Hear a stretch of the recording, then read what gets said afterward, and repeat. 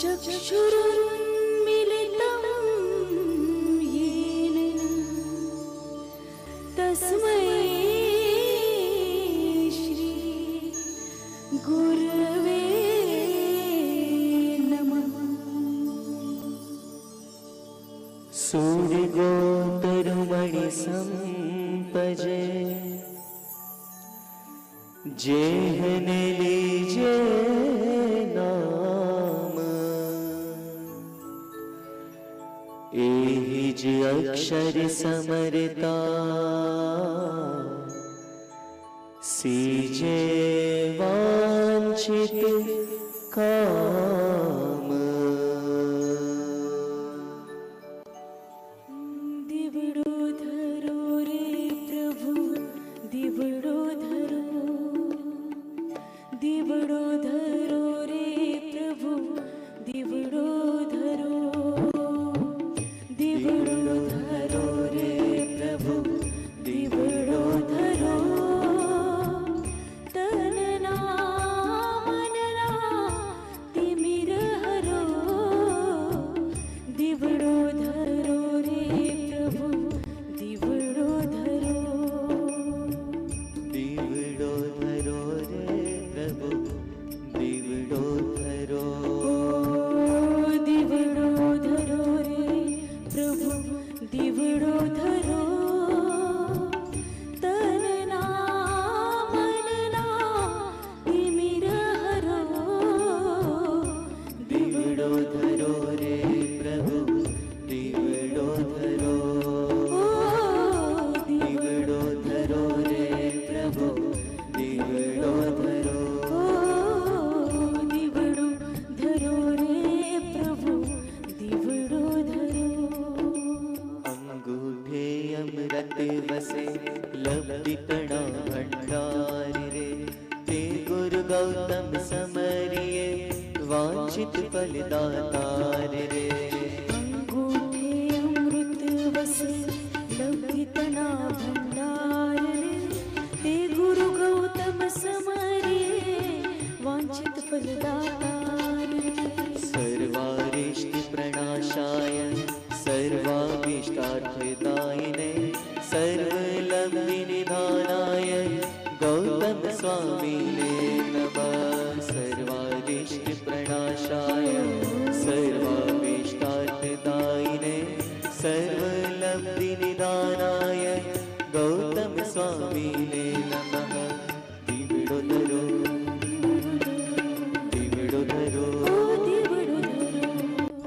मारा तनना मनना तिमिर हरो, मारा तनना मनना तिमिर हरो। दिवड़ो धरो रे प्रभु दिवड़ो धरो, प्रभु दिवड़ो धरो, प्रभु दिवड़ो धरो। યોગ સંઘના ઉપપ્રમુખ શ્રી ચંદ્રકાંતભાઈ શાહને વિનંતી કરું કે આ સૂત્રની આંટીથી એમનું સ્વાગત કરે. ચંદ્રકાંતભાઈ, આપણે કુમારપાળભાઈની પ્રભાત વાણીમાં જ્ઞાન ગંગામાં આપણે નાહીએ. ડૉક્ટર કુમારપાળ દેસાઈ.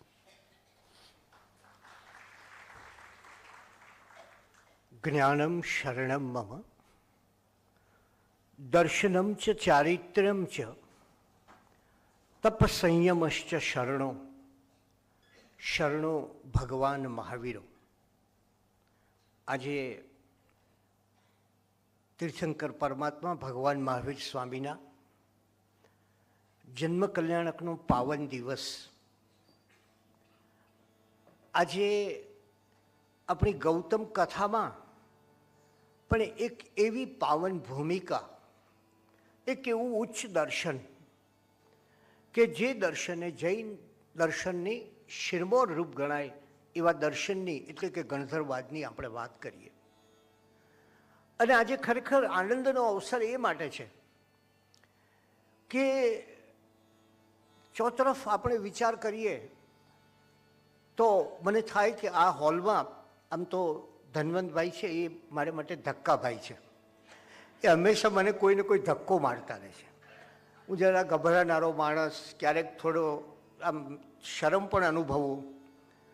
એટલે મેં એમને કહ્યું કે તમે, એમને મારી પાછળ પડ્યા, મને કે તમે જય ભિક્ષુ વિશે લખો લેખમાળા.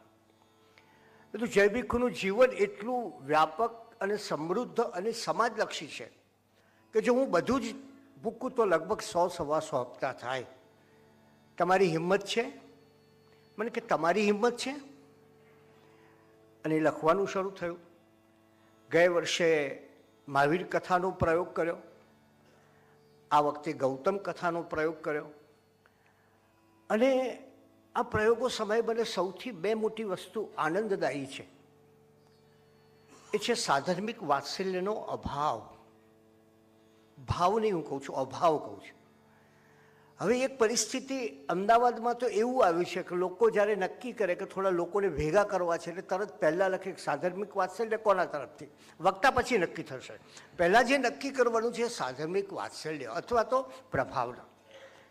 ત્યારે હું એક મારું મહાભાગ્ય, સદભાગ્ય, અહોભાગ્ય માનું છું કે મને આપ સૌની સમક્ષ આ પરમાત્માની જે અદ્ભુત વાણી છે, જે અદ્ભુત દર્શન છે, જે આ ધર્મનું એક ગહન ઊંડાણ છે. તો ગઈકાલે આપણે કહ્યું હતું ને કે કોઈ દરિયા ખેડવા નીકળ્યા હોઈએ અને કોઈક આમ ગેટ ઓફ ઇન્ડિયાથી બે છબકલા લઈને પાછા આવતા રહીએ એવો આપણને અનુભવ થાય.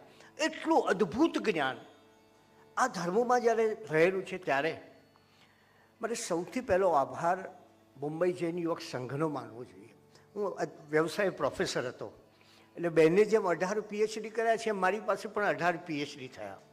પણ બેનની વિશેષતા એ છે કે એમને એકલા ગુજરાતી વિષયમાં આટલા તૈયાર કર્યા અને એટલું મોટું કામ કર્યું છે. હું કલાબેનને ખરેખર સરસ્વતી દેવી ગણું છું કે એમણે એવી બહેનોની અંદર, તમે ભણેલાને, તૈયાર થયેલાને, છેક MA થઈ ગયા હોય, અમે કોલેજમાં ભણાવતા હોય એને તૈયાર કરીને એક વખત આગળ લઈ જઈને PhD થાય. પણ એવી બહેનો જેને અભ્યાસ છોડી દીધો હોય, વચમાં થોડો ન શક્ય બન્યું હોય, એવી બહેનો જેને જુદા જુદા વિષયોનો અભ્યાસ કર્યો હોય, ગુજરાતી સાહિત્યનો કે જૈન સાહિત્યનો ન કર્યો હોય, અને એની પાસે જે ખંતથી કામ કર્યું છે તો મારા જેવાને પણ ઈર્ષા થાય કે આપણને આ ભાવે નહીં તો આવતે ભાવે કલાબેન જેવા ગાઈડ મળી જાય તો 10-12 વખત PhD થઈ જઈશ.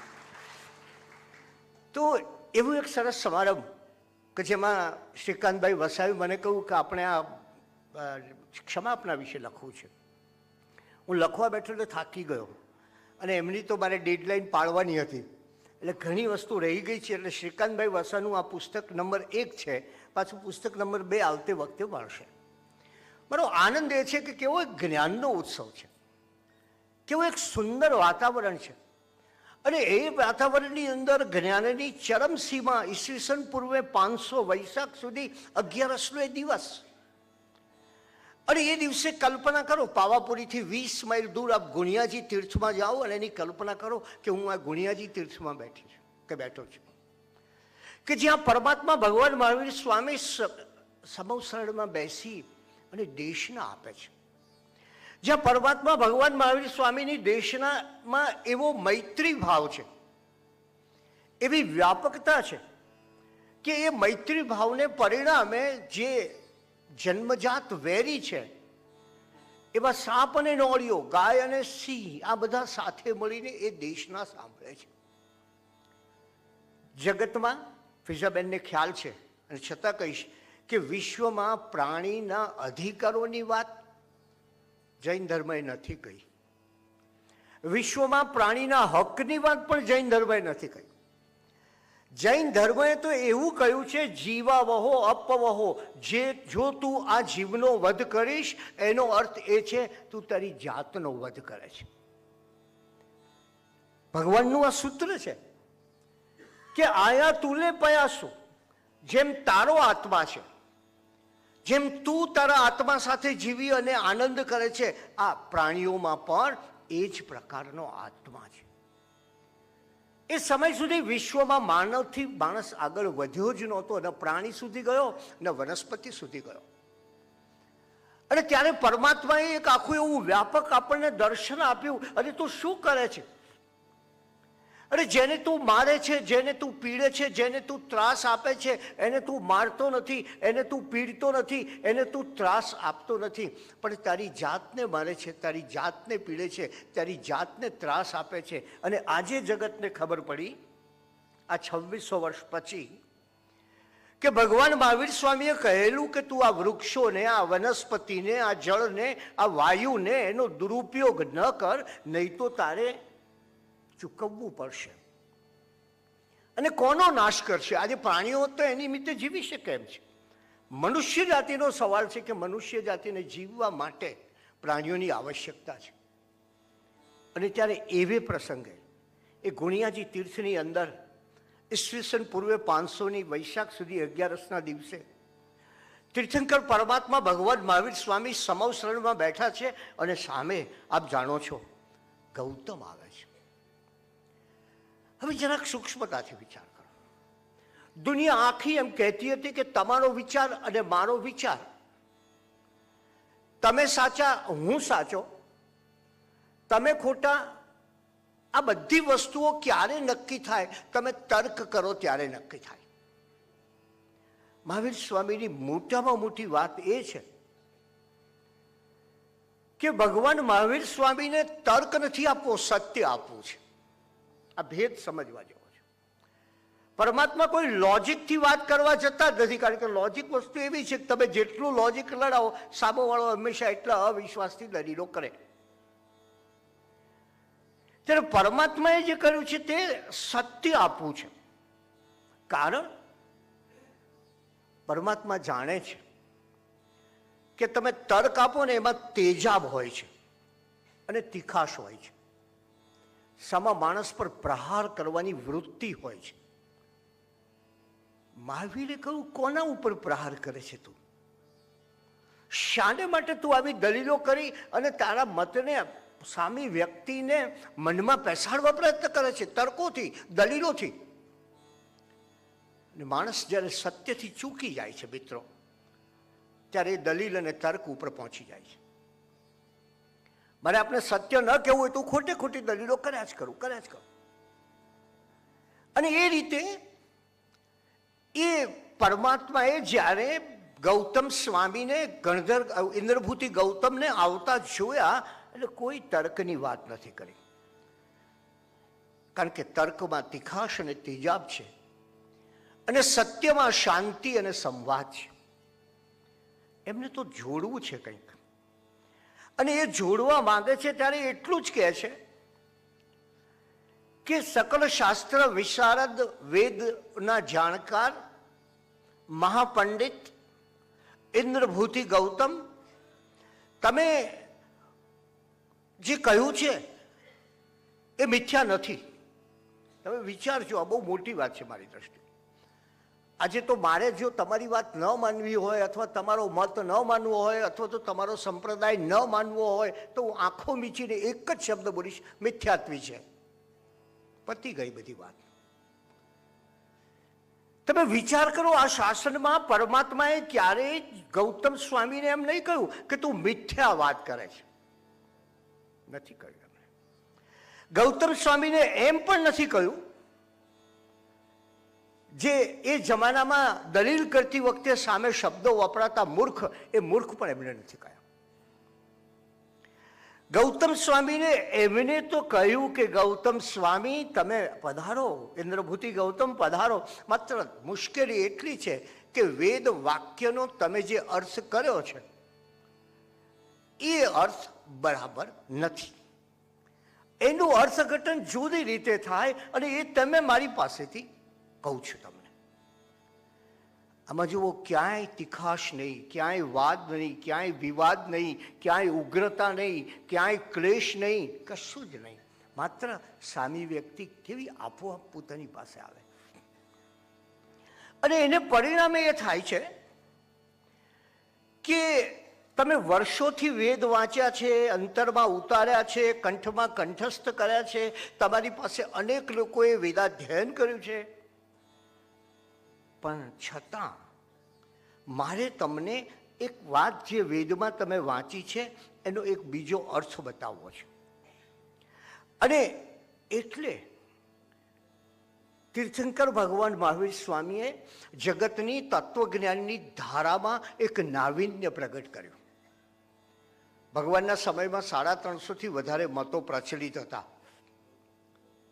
અને એ દરેક મત પોતાની જાતને સ્થાપવા માટે, પોતાના ગુરુને સ્થાપવા માટે, પોતાના સિદ્ધાંતને સ્થાપવા માટે બીજાના ઉપર પ્રહાર, શાબ્દિક પ્રહારો કરી જ જતો હતો, તર્કના પ્રહાર કરે.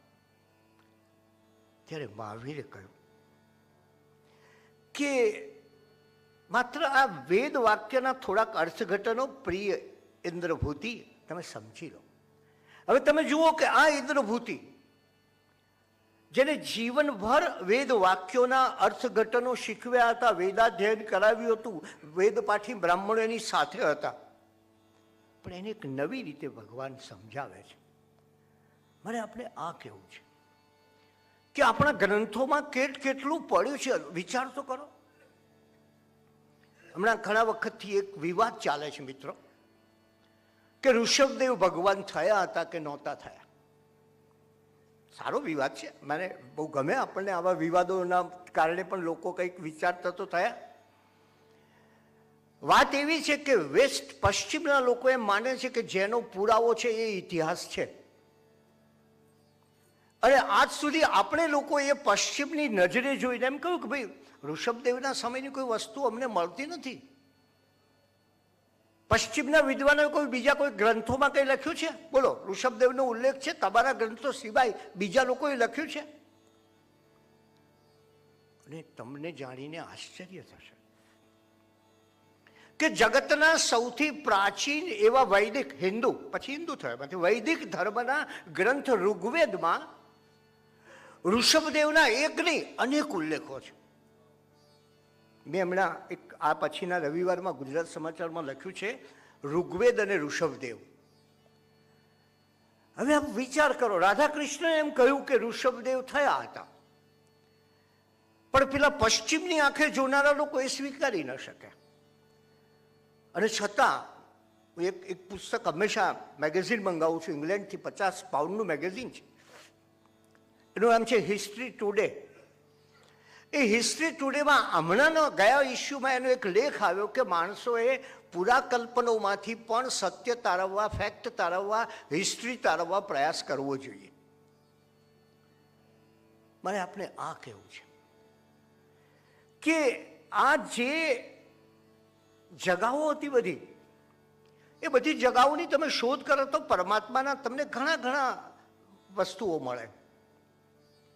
જ્યાં ઇન્દ્રભૂતિ, અગ્નિભૂતિ અને વાયુભૂતિનો જન્મ થયો ત્યાં આજે નાલંદા વિદ્યાપીઠ છે. અને એવે સમયે જ્યારે આ બ્રાહ્મણ મહાપંડિતોને કોઈને કોઈ એક પ્રશ્ન હતો, પણ મેં તમને કહ્યું તેમ કે માર્ગદર્શકની મોટામાં મોટી મુશ્કેલી એ બીજાની પાસે માર્ગદર્શન ન માગી શકે. પંડિતનો મોટામાં મોટો પ્રશ્ન આ હોય કે એ પોતાના મનની શંકા બીજાને ન પૂછે, નહીં તો એની પંડિતાઈ ઓછી થઈ જાય. એ માર્ગદર્શક ભૂલા પડ્યા.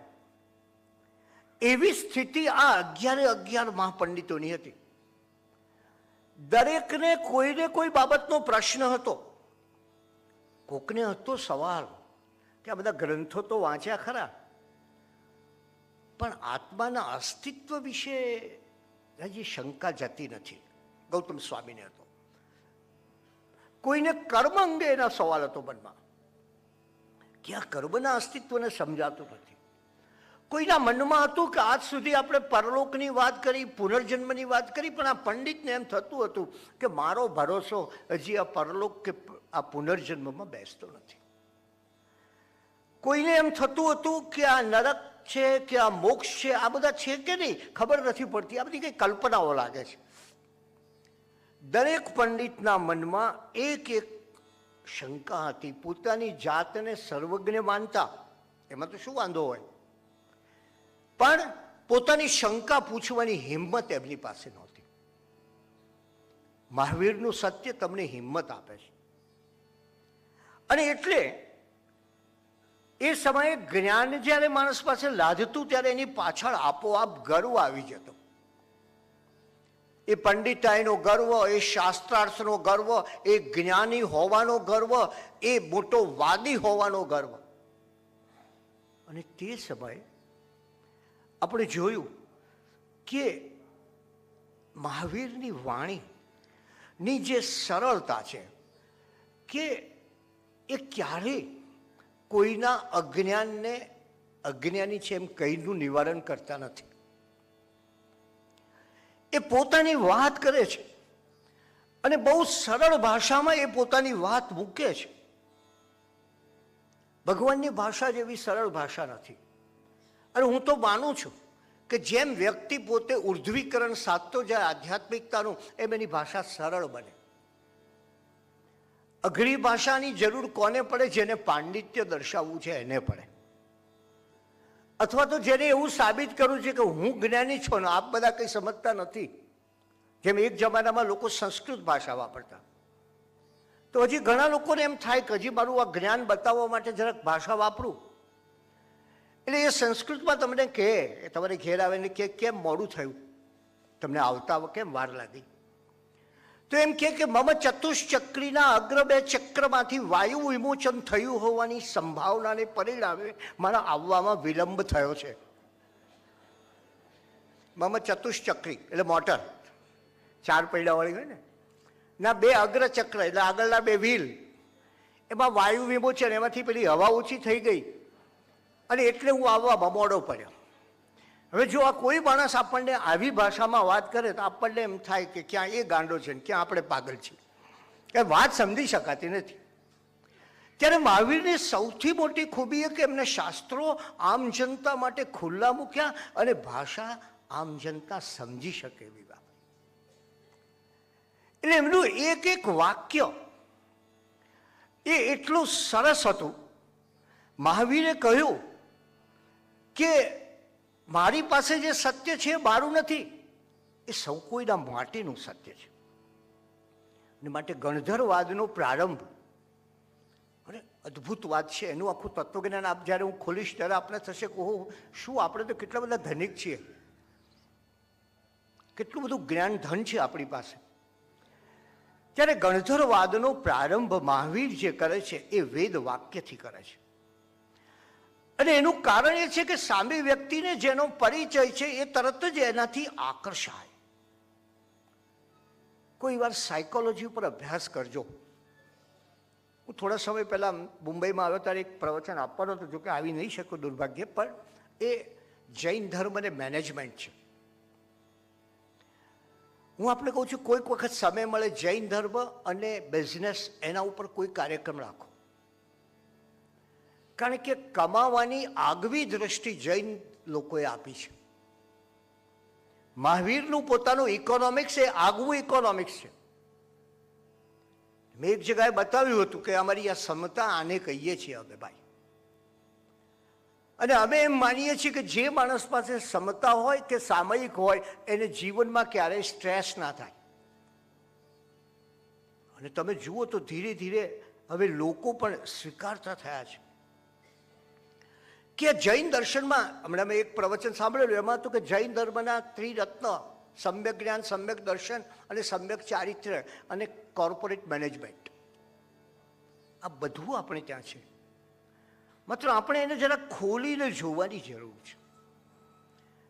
અને ત્યારે ઇન્દ્રભૂતિ ગૌતમને કહે છે કે તમારા વાક્યમાં કોઈ વાંધો નથી, તમે સમજણમાં થોડોક ફરક પડી ગયો છે, અર્થઘટન. અને જુઓ, તમારા મનમાં પેલી શંકા છે ને ઘણા વખતથી, અને ઇન્દ્રભૂતિ ગૌતમને થયું કે હા, મારા મનમાં તો ઘણા વખતથી શંકા છે, આત્મા છે કે નહીં. અને જેમ દીવો પ્રજ્વલિત હોય, બહાર તેજ ફેલાતું હોય પણ એની નીચે અંધારું હોય, એમ ઇન્દ્રભૂતિ ગૌતમનું જ્ઞાન ભારત વર્ષમાં વ્યાપક હતું, પણ પેલી શંકાનું અંધારું નીચે એમને એમ રહ્યું હતું. અને એ અંધારાને પરમાત્મા મહાવીર સ્વામીએ સ્પર્શ કર્યો. એમને કહ્યું કે વેદનો અર્થ એવો છે કે આત્મા કાળાંતરે વિવિધ શરીરો ધારણ કરે છે. તમે જે સમજ્યા એ ખોટો છે. દરેક શરીર વિશિષ્ટ સંજ્ઞાથી ઓળખાય છે, પણ આત્મા કદી નાશ પામતો નથી આત્મા ધ્રુવ છે, આત્મા નિત્ય છે, અને વેદ પદોએ પણ આમ જ કહ્યું છે. અને સર્વજ્ઞ એવા પરમાત્માની આ વાણી સાંભળી અને ધીરે ધીરે એક એક પદ આત્મા છે એને વિશેની વાત ચાલે છે. પહેલી વાત તો એ કે સર્વજ્ઞને દેખાય છે, અને સર્વજ્ઞ જો જોઈ શકે છે, જો આત્માને વિભૂતિ પુરુષો જોઈ શકે છે. અને આપ જાણશો તો ઉપનિષદોમાં પણ આત્માનો બહુ મોટો મહિમા કરવામાં આવ્યો છે. ઉપનિષદોમાં બહુ જ સરસ મહિમા આત્માનો કરવામાં આવ્યો છે. મેં હમણાં નચિકેતા ઉપર લખેલું ત્યારે આ ઉપનિષદોમાંથી બધું તારવી આપેલું કે તમે જુઓ તો જૈન ધર્મ અને આ બીજા ધર્મો કેટલાક પેરેલલ ચાલે છે. ત્યારે એ કહ્યું કે ભાઈ સર્વજ્ઞે જોયો છે. આજે મેં કે તમે આફ્રિકા ન ગયા હોય તો આફ્રિકન હાથી જોયો નથી, પણ કોઈ જઈને પ્રવાસ ખેડીને આવેલો માણસ કહે કે ભાઈ ના અમારો અનુભવ છે કે આફ્રિકામાં હાથી છે, તો આપણે એનો સ્વીકાર કરીએ છીએ. એટલે પ્રિય ગૌતમ, પહેલી વાત તો એ છે કે તું જે માને છે કે આત્મા દેખાતો નથી, પણ આત્મા ઘણીવાર એમને એમ ન દેખાય, ક્યારેક પ્રક્રિયાથી દેખાતો હોય છે. દૂધની અંદર ઘી રહેલું છે એ એમને એમ દેખાતું નથી, પણ પ્રક્રિયા કરીએ તો ધીરે ધીરે એ પ્રગટ થાય છે. એમ આપણો આત્મા પણ એ ધીરે ધીરે એ પ્રક્રિયાથી એનો અનુભવ થઈ શકે છે. કોઈ કહે છે કે અમે તો બહુ બુદ્ધિશાળી છીએ અને અમારી બુદ્ધિ માને એને જ સ્વીકારીએ છીએ. માણસની બુદ્ધિ જ્યાં પૂરી થાય છે ને પછી જ અધ્યાત્મ શરૂ થાય છે. બાકી તમે બુદ્ધિથી જોવા જાઓ તો આપણે પાછા આવવું પડે કે ભર બપોરે સંત કબીર કાશીના મુખ્ય માર્ગ ઉપર ઊભા રહી અને નાચતા હતા. ગ્રીષ્મનો તડકો, સખત તડકો. હમણાં આપ એટલે તો અમદાવાદ આવતા નથી ને, ભયંકર તડકો. અને એ તડકામાં નાચતા હતા અને કવિને કહ્યું, અરે જુઓ જુઓ કેવી સરસ મજાની અમૃત વર્ષા થાય છે. પેલા શિષ્યોએ વિચાર્યું કે આ અમૃત વર્ષા નહીં, આ તો તાપની વર્ષા થાય છે, ગરમીની વર્ષા થાય છે, લૂની વર્ષા થાય છે. પણ એમની વાત પેલી ભીતરની વાત હતી. એમના ભીતરમાં એટલો બધો આનંદ પ્રગટ થયો, એટલો બધો એક આધ્યાત્મિક અનુભવ થયો. કલ્પના કરો ચૈતન્ય મહાપ્રભુ કેમ રસ્તા ઉપર નાચતા હશે. આજે આપણે કોઈ પ્રયાસ કરો, ન કરશો મહેરબાની કરીને, પાછું આવતીકાલે આવવાનું છે. હા, એટલે તો શું થશે આપણું? ત્યારે એ પરિસ્થિતિમાં એમને કહ્યું, ઘણા બુદ્ધિશાળી લોકો સ્વીકારતા નથી, પણ જ્યારે બુદ્ધિશાળી લોકોને પૂછો તારી બુદ્ધિ કાઢીને બતાવવા મળે, અમારે જોવી છે, નથી બતાવી શકાતી. પ્રત્યક્ષ નથી. એટલે માત્ર પ્રત્યક્ષ નથી માટે આત્મા નથી એમ તું માને છે, બરાબર નથી. હજી સેજ આગળ જઈને કહે છે કે દાંતમાં વેદના થતી હોય તો તમે કહો છો ભાઈ બહુ દાંત દુખે છે, બહુ દાંત દુખે છે. અથવા પગમાં, પગ વધારે સારો રહેશે દાંત કરતા, મને એમ છે. પગના ઘૂંટણમાં પ્રોબ્લેમ થતા હોય ને, એમ થાય પગ બહુ દુખે છે, બહુ દુખે છે. એટલે પેલા કંઈક જરા દુખાવો કાઢીને બતાવો તો એટલે ખ્યાલ આવે. તમે રોજ કહો છો ને પગ તો દેખાય જ તમારો, પણ પેલો દુખાવો નથી દેખાતો. ત્યારે મહાવીરે કહ્યું કે તું આત્માને ભ્રમ માને છે, પણ ભ્રમવાળી ચીજ પણ દુનિયામાં હોય છે ખરી. કેટલાક લોકોને દોરડું જોઈ અને સાપનો ભ્રમ થાય છે, પણ સાપ પણ જગતમાં અસ્તિત્વ ધરાવતો હોય છે ખરો, એ તારે વિચાર કરવો જોઈએ. અને માણસ જીવે છે અને માણસ મૃત્યુ પામે છે, આમાં કયો ફરક પડે છે? જરા તો કે કઈ વસ્તુ ચાલી જાય છે? એનો આત્મા ચાલ્યો જાય છે. અને એ રીતે ભગવાને પોતાના નિર્મળ જ્ઞાનના બળે કઈ વાત આપી ગૌતમને, ઇન્દ્રભૂતિ ગૌતમને? આત્માની વાત આપી. મારે મને આનો બહુ વિશેષ મહિમા એ છે કે જો ઇન્દ્રભૂતિ ગૌતમને પરલોક વિશે શંકા હોત તો બરાબર છે, પુનર્જન્મ વિશે હોત તો પણ બરાબર છે, પણ એમને આત્મા વિશે શંકા છે, કારણ કે ઇન્દ્રભૂતિ ગૌતમનો આત્મા એટલો ભીતરમાં મહાન હતો કે જે સાધના કરી અને પરાકાષ્ઠાએ પહોંચવાનો છે.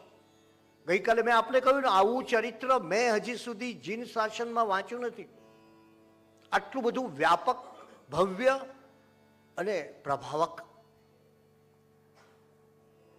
એટલે એમને આત્મા વિશે પૂછ્યું છે. આ બહુ માર્મિક છે. આપણા જે ગ્રંથોને જરા જુઓ, એની અંદર ઘણું છે, અને એનો ઉત્તર એક જ છે. નરસિંહ મહેતાએ બહુ સરસ કહ્યું છે, જ્યાં લગી આત્મા તત્વ ચીન્યો નહીં, ત્યાં લગી સાધના સર્વ જૂઠી. આ ગૌતમની સાધના ઉપર પડદો આવી ગયો હતો. જ્યાં સુધી એને આત્મા તત્વ ચીન્યો એટલે જાણ્યું, જ્યાં સુધી એને આત્માનું તત્વ ચીન્યો નથી, જાણ્યું નથી, ત્યાં સુધી એના આત્મા ઉપર એક પડદો આવી ગયેલો. એ પરિણામે એની સાધનાની કોઈ ગતિ શક્ય જ નહોતી. એટલે ગૌતમને આત્મા વિશે પ્રશ્ન થાય અને પરમાત્મા એને ઉત્તર આપે, એ કેટલી વિલક્ષણ વાત છે. અને માટે જ ખાસ કરીને મહાભારતમાં વેદ વ્યાસે એમ કહ્યું છે કે આત્માના અજ્ઞાન જેવું જગતમાં બીજું કોઈ અજ્ઞાન નથી. આપ વિચાર કરો કે મહાભારતની અંદર જ્યાં મહાસમરાંગણ છે, જ્યાં મહાયુદ્ધ છે, અને જ્યાં માણસની વૃત્તિઓનો ભારે ઉત્પાત છે, ક્યાંક ક્રોધ, ક્યાંક દ્વેષ, ક્યાંક ઈર્ષા, ક્યાંક સત્તાખોરી, ક્યાંક લાલસા, ક્યાંક સ્પૃહા, ક્યાંક એષણા, ક્યાંક ઝંખના, બસ એ જ છે બધું. જો કે થોડોક ફરક છે. અને મહાભારતમાં મને સૌથી મોટો ફરક એ લાગ્યો, બહેનોને કદાચ પક્ષપાત કરું છું એવું નથી આમાં, પણ મહાભારતમાં સ્ત્રીઓ બહુ જ મહાન છે. ગાંધારી જેવું પાત્ર એ કોઈ પાત્ર બીજું મળતું નથી તમને. સત્યની પરમ નિષ્ઠા શ્રી કૃષ્ણ કરતાં પણ વધારે. એ જો કોઈનામાં હોય તો એ ગાંધારીમાં છે. મેં લગભગ 2 વર્ષ સુધી એના ઉપર લખ્યું, અત્યારે કુંતી ઉપર લખું છું. પણ પરમનિષ્ઠા બધી સ્ત્રીઓ, તમે વિચાર કરો, કલ્પના કરો સહેજ, કે એક સ્ત્રીના સંતાનોને મારી નાખ્યા હોય જેણે, એ સ્ત્રીની સાથે કોઈ સંબંધ રાખે ખરો? પેલી સ્ત્રી કદી ન રાખે. મારા સંતાનોને મારી નાખનારી. અને છતાં મહાભારત વાંચો, આપણે ખ્યાલ આવશે કે ગાંધારીએ કહ્યું કે હવે મારી વય થઈ છે અને મારે હવે હિમાલયમાં જવું છે. ત્યારે ગાંધારીની સાથે કુંતી કહે છે, હું તારી સાથે તારી સેવા માટે આવીશ. દુનિયામાં આ મહાનતા ક્યાંય નથી પ્રાપ્ત થતી. કુંતીના પુત્રો એટલે પૌત્રોનું હણી નાખ્યા હતા કૌરવોએ. કૌરવોના તમામ પુત્રો ગાંધારીના એને હણી નાખ્યા હતા પાંડવોએ. અને છતાં આ બહેનો વચ્ચે, આ સ્ત્રીઓ વચ્ચે કેટલો અદ્ભુત પ્રેમ છે. એટલે જો કોઈ એમ કહે કે 2 સ્ત્રીઓ સાથે રહી શકતી નથી, ઝઘડી શકતી, બહેનો ઓછા લાગે છે આજે કંઈક, રહી શકતી નથી સાથે, ત્યારે તમે વિચાર કરો કે કેટલું મોટું દર્શન છે મારી દ્રષ્ટિએ. સ્ત્રીની કેટલી ગરિમા છે. અરે દ્રૌપદીના ચીલ હરણ થતા ત્યારે દ્રૌપદીએ કોને બૂમ પાડી? ન ભીમને ન ભીષ્મને. અને બૂમ પાડી ગાંધારીને, આવો મને બચાવો. અને એક મૂળ મહાભારતમાં એવું છે, ગાંધારીએ જ એને વસ્ત્રો પૂર્યા શ્રી કૃષ્ણ, એને એક ભાગ છે. મારે આપણે આ કહેવું છે કે એ જે પેલું અજ્ઞાનનું આખું વાદળ હતું, આત્મા વિશેની સંપૂર્ણ શંકા હતી, એ ગઈ એટલે પેલો સાધનાનો પ્રકાશ બસ હવે ઝળહળશે ગૌતમના જીવનમાં. અને એમણે જઈને કહ્યું, ગૌતમ તો સ્તબ્ધ થઈ ગયા. પહેલા તો આવ્યા હતા પરાજય કરાવવા, આવ્યા હતા સરસાઈ મેળવવા, આવ્યા હતા એમને હારવવા માટે અને પોતાના પંથમાં લેવા માટે, અને પોતે પરાજિત થઈ ગયા. અને ત્યારે ઇન્દ્રભૂતિએ કહ્યું, ઘણા શાસ્ત્રો જોયા, ઘણું મનોમંથન કર્યું, આત્મા નામનું શાશ્વત તત્વ વિશ્વમાં અસ્તિત્વ ધરાવતું હોય એમ હું નક્કી કરી શકતો નહોતો. પણ આપે જે મને ઉદાહરણો આપ્યા તેને પરિણામે, આપણા યથાર્થ જ્ઞાનને પરિણામે હવે હું માનું છું કે મારું મન શંકાશીલ હતું અને હવે મારા મનમાંથી એ શંકાનો કીડો ચાલ્યો ગયો છે. આપે કેવું મને નવું દર્શન આપ્યું અને આપોઆપ ઇન્દ્રભૂતિ ગૌતમના હાથ આદરપૂર્વક જોડાઈ ગયા. જેને હરાવવા આવ્યો હતો એને પ્રેમથી એને આદર આપવા માંડ્યા અને કહ્યું કે મારો આત્મા વિશેનો માનસિક સંશય તમે યથાતથ રૂપે કહી બતાવ્યો, એટલું જ નહીં પણ એનું નિરાકરણ કર્યું. અને માટે આપની વાત હવે હું સમજો. આ વેદના વાક્યો, મહાવીર સ્વામી એક વેદનું વાક્ય નહીં, ઘણા વેદના વાક્યોના અર્થોને સમજાવે છે. અને મેં આપને કહ્યું તેમ કે ઇન્દ્રભૂતિ ગૌતમને માટે સારું એ હતું કે વેદ તો એ પોતે આખી જિંદગી ભણેલા છે, એટલે પોતાની ભાષામાં વાત થાય એટલે તરત સમજાય. ઘણીવાર માણસને બીજાની ભાષામાં વાત થાય તો થોડુંક સમજતા વાર લાગે, કોઈ બીજા શાસ્ત્રની વાત હોત તો વાર લાગે. અને આ છેક નેતા બીમાર પડ્યા એટલે પછી ડૉક્ટર પાસે ગયા. પછી ડૉક્ટરે એમને કહ્યું કે ભાઈ જુઓ, તમે તો એવું છે ને કે તમારું હાર્ટનું જે પ્રેશર છે ને, પ્રેશર એ ક્યારેક હાઈ થાય છે ને ક્યારેક લો થાય છે અને ક્યારેક ફ્લક્ચ્યુએટ થાય છે. એટલે આ નેતાને બિચારાને આવા શબ્દોની બહુ ખબર નહીં. નેતાઓની પરિસ્થિતિ આપણે જાણીએ છીએ, માનસિક પરિસ્થિતિ. એટલે નેતાએ કહ્યું કે ભાઈ આ બધું હાર્ટ ને ફ્લક્ચ્યુએશન ને આ બધું શું કંઈ સમજાતું નથી, તમે મને કંઈક સમજાય એવી વાત કરો. એટલે પહેલાં કહ્યું કે ભાઈ જો તમારા બ્લડ પ્રેશરમાં છે ને, ત્યાં દેશમાં જેમ કૌભાંડો થતા રહે છે ને ગોટાળા થતા રહે છે ને, એવો ગોટાળો જોવા મળે છે. આ બહુ સરળ ભાષા, પહેલાંની તરત સમજી ગઈ. પછી કે મારા ફેફસાની હાલત કેવી છે, લંગ્સની હાલત કેવી છે, તો કે તમારા લંગ્સની હાલત એવી છે કે તમે ચૂંટણીમાં લોકોને વચનો આપો છો, હું આ કરી દઈશ, આ કરી દઈશ, આમ કરી દઈશ, આમ કરી દઈશ. હા, એમ તમારા ફેફસા તમને ખોટા આશ્વાસનો આપી રહ્યું છે. એટલે હવે લાંબુ ટકે એમ નથી ટૂંકમાં. પછી એને પૂછ્યું હૃદયની હાલત કેવી છે, કહે છે તો કે જુઓ તમારું હૃદય છે ને, એ તમે તો રાજીનામું આપો છો ત્યારે બીજા બે જણને તૈયાર રાખો છો, તમને વિનંતી કરે રાજીનામું પાછું ખેંચવાનું કે તમે પાછું ખેંચી લો. પણ હવે તમારું હૃદય જે રાજીનામું આપે છે એ પાછું ન ખેંચાય એવું રાજીનામું લાગે છે. એટલે ધ્યાન રાખજો. તમે જુઓ કે આ નેતાને પેલી ભાષામાં જ સમજ પડે અને કેવું આત્મસાત થઈ જાય એને. આ ગોટાળો એને રોજ વાંચ્યું હોય, વચનો ઘણાને આપેલા હોય, મબલખ આપ્યા હોય. ત્યારે અહીં એક પરિસ્થિતિ એવી આવી કે બે મહાન આત્મા અને આવા એક આત્માને બીજા આત્માનો અવાજ સંભળાય છે મારી દ્રષ્ટિએ. અને એટલે જ એ મહાવીરની વાણી જે પરિવર્તન લાવે છે, અને એ પરિવર્તન એ માટે આવ્યું, મારે આપણે ખાસ કહેવું જોઈએ કે ગૌતમ સ્વામી પણ સત્યના ચાહક હતા. જો દુરાગ્રહના ચાહક હોત તો એ ના જુએ. જો એમના કોઈ જુદા આગ્રહો હોત અને પોતે માનવા માટે તૈયાર ન હોત તો ન જુએ, ન સાંભળે તેમની વાત. પણ ગૌતમ, ઇન્દ્રભૂતિ ગૌતમ પણ સત્યના ચાહક અને અનેકાંતના શોધક હતા. એમની પ્રકૃતિ રુજુ સ્વભાવની હતી અને એટલે જાણે અંતરમાંથી એમને કોઈ સાદ કરતો હતો. આ સત્યને સમજ. જૈન ધર્મમાં એના પ્રથમ આગમ આચારાંગ સૂત્રમાં કહ્યું છે, હે મનુષ્ય, તું સત્યને ઓળખ.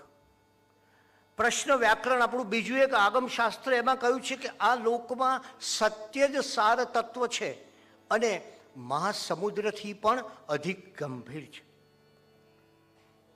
ગૌતમ પોતાની જાતને કહે છે, માણસનો સૌથી મોટો સંવાદ જો કોઈ હોય એ પોતાની જાત સાથેનો છે, જેવું બહુ ઓછો કરતો હોય છે. ગૌતમ પોતાની જાત સાથે કહે છે કે ઇન્દ્રભૂતિ ગૌતમ, હવે પાંડિત્યના જાળા છોડ, સત્યની ખોજ કર. અને સત્ય ક્યાં છે? સત્ય તારી ભીતરમાં, તારા અંતરમાં બેઠેલું છે, એને તું શોધ.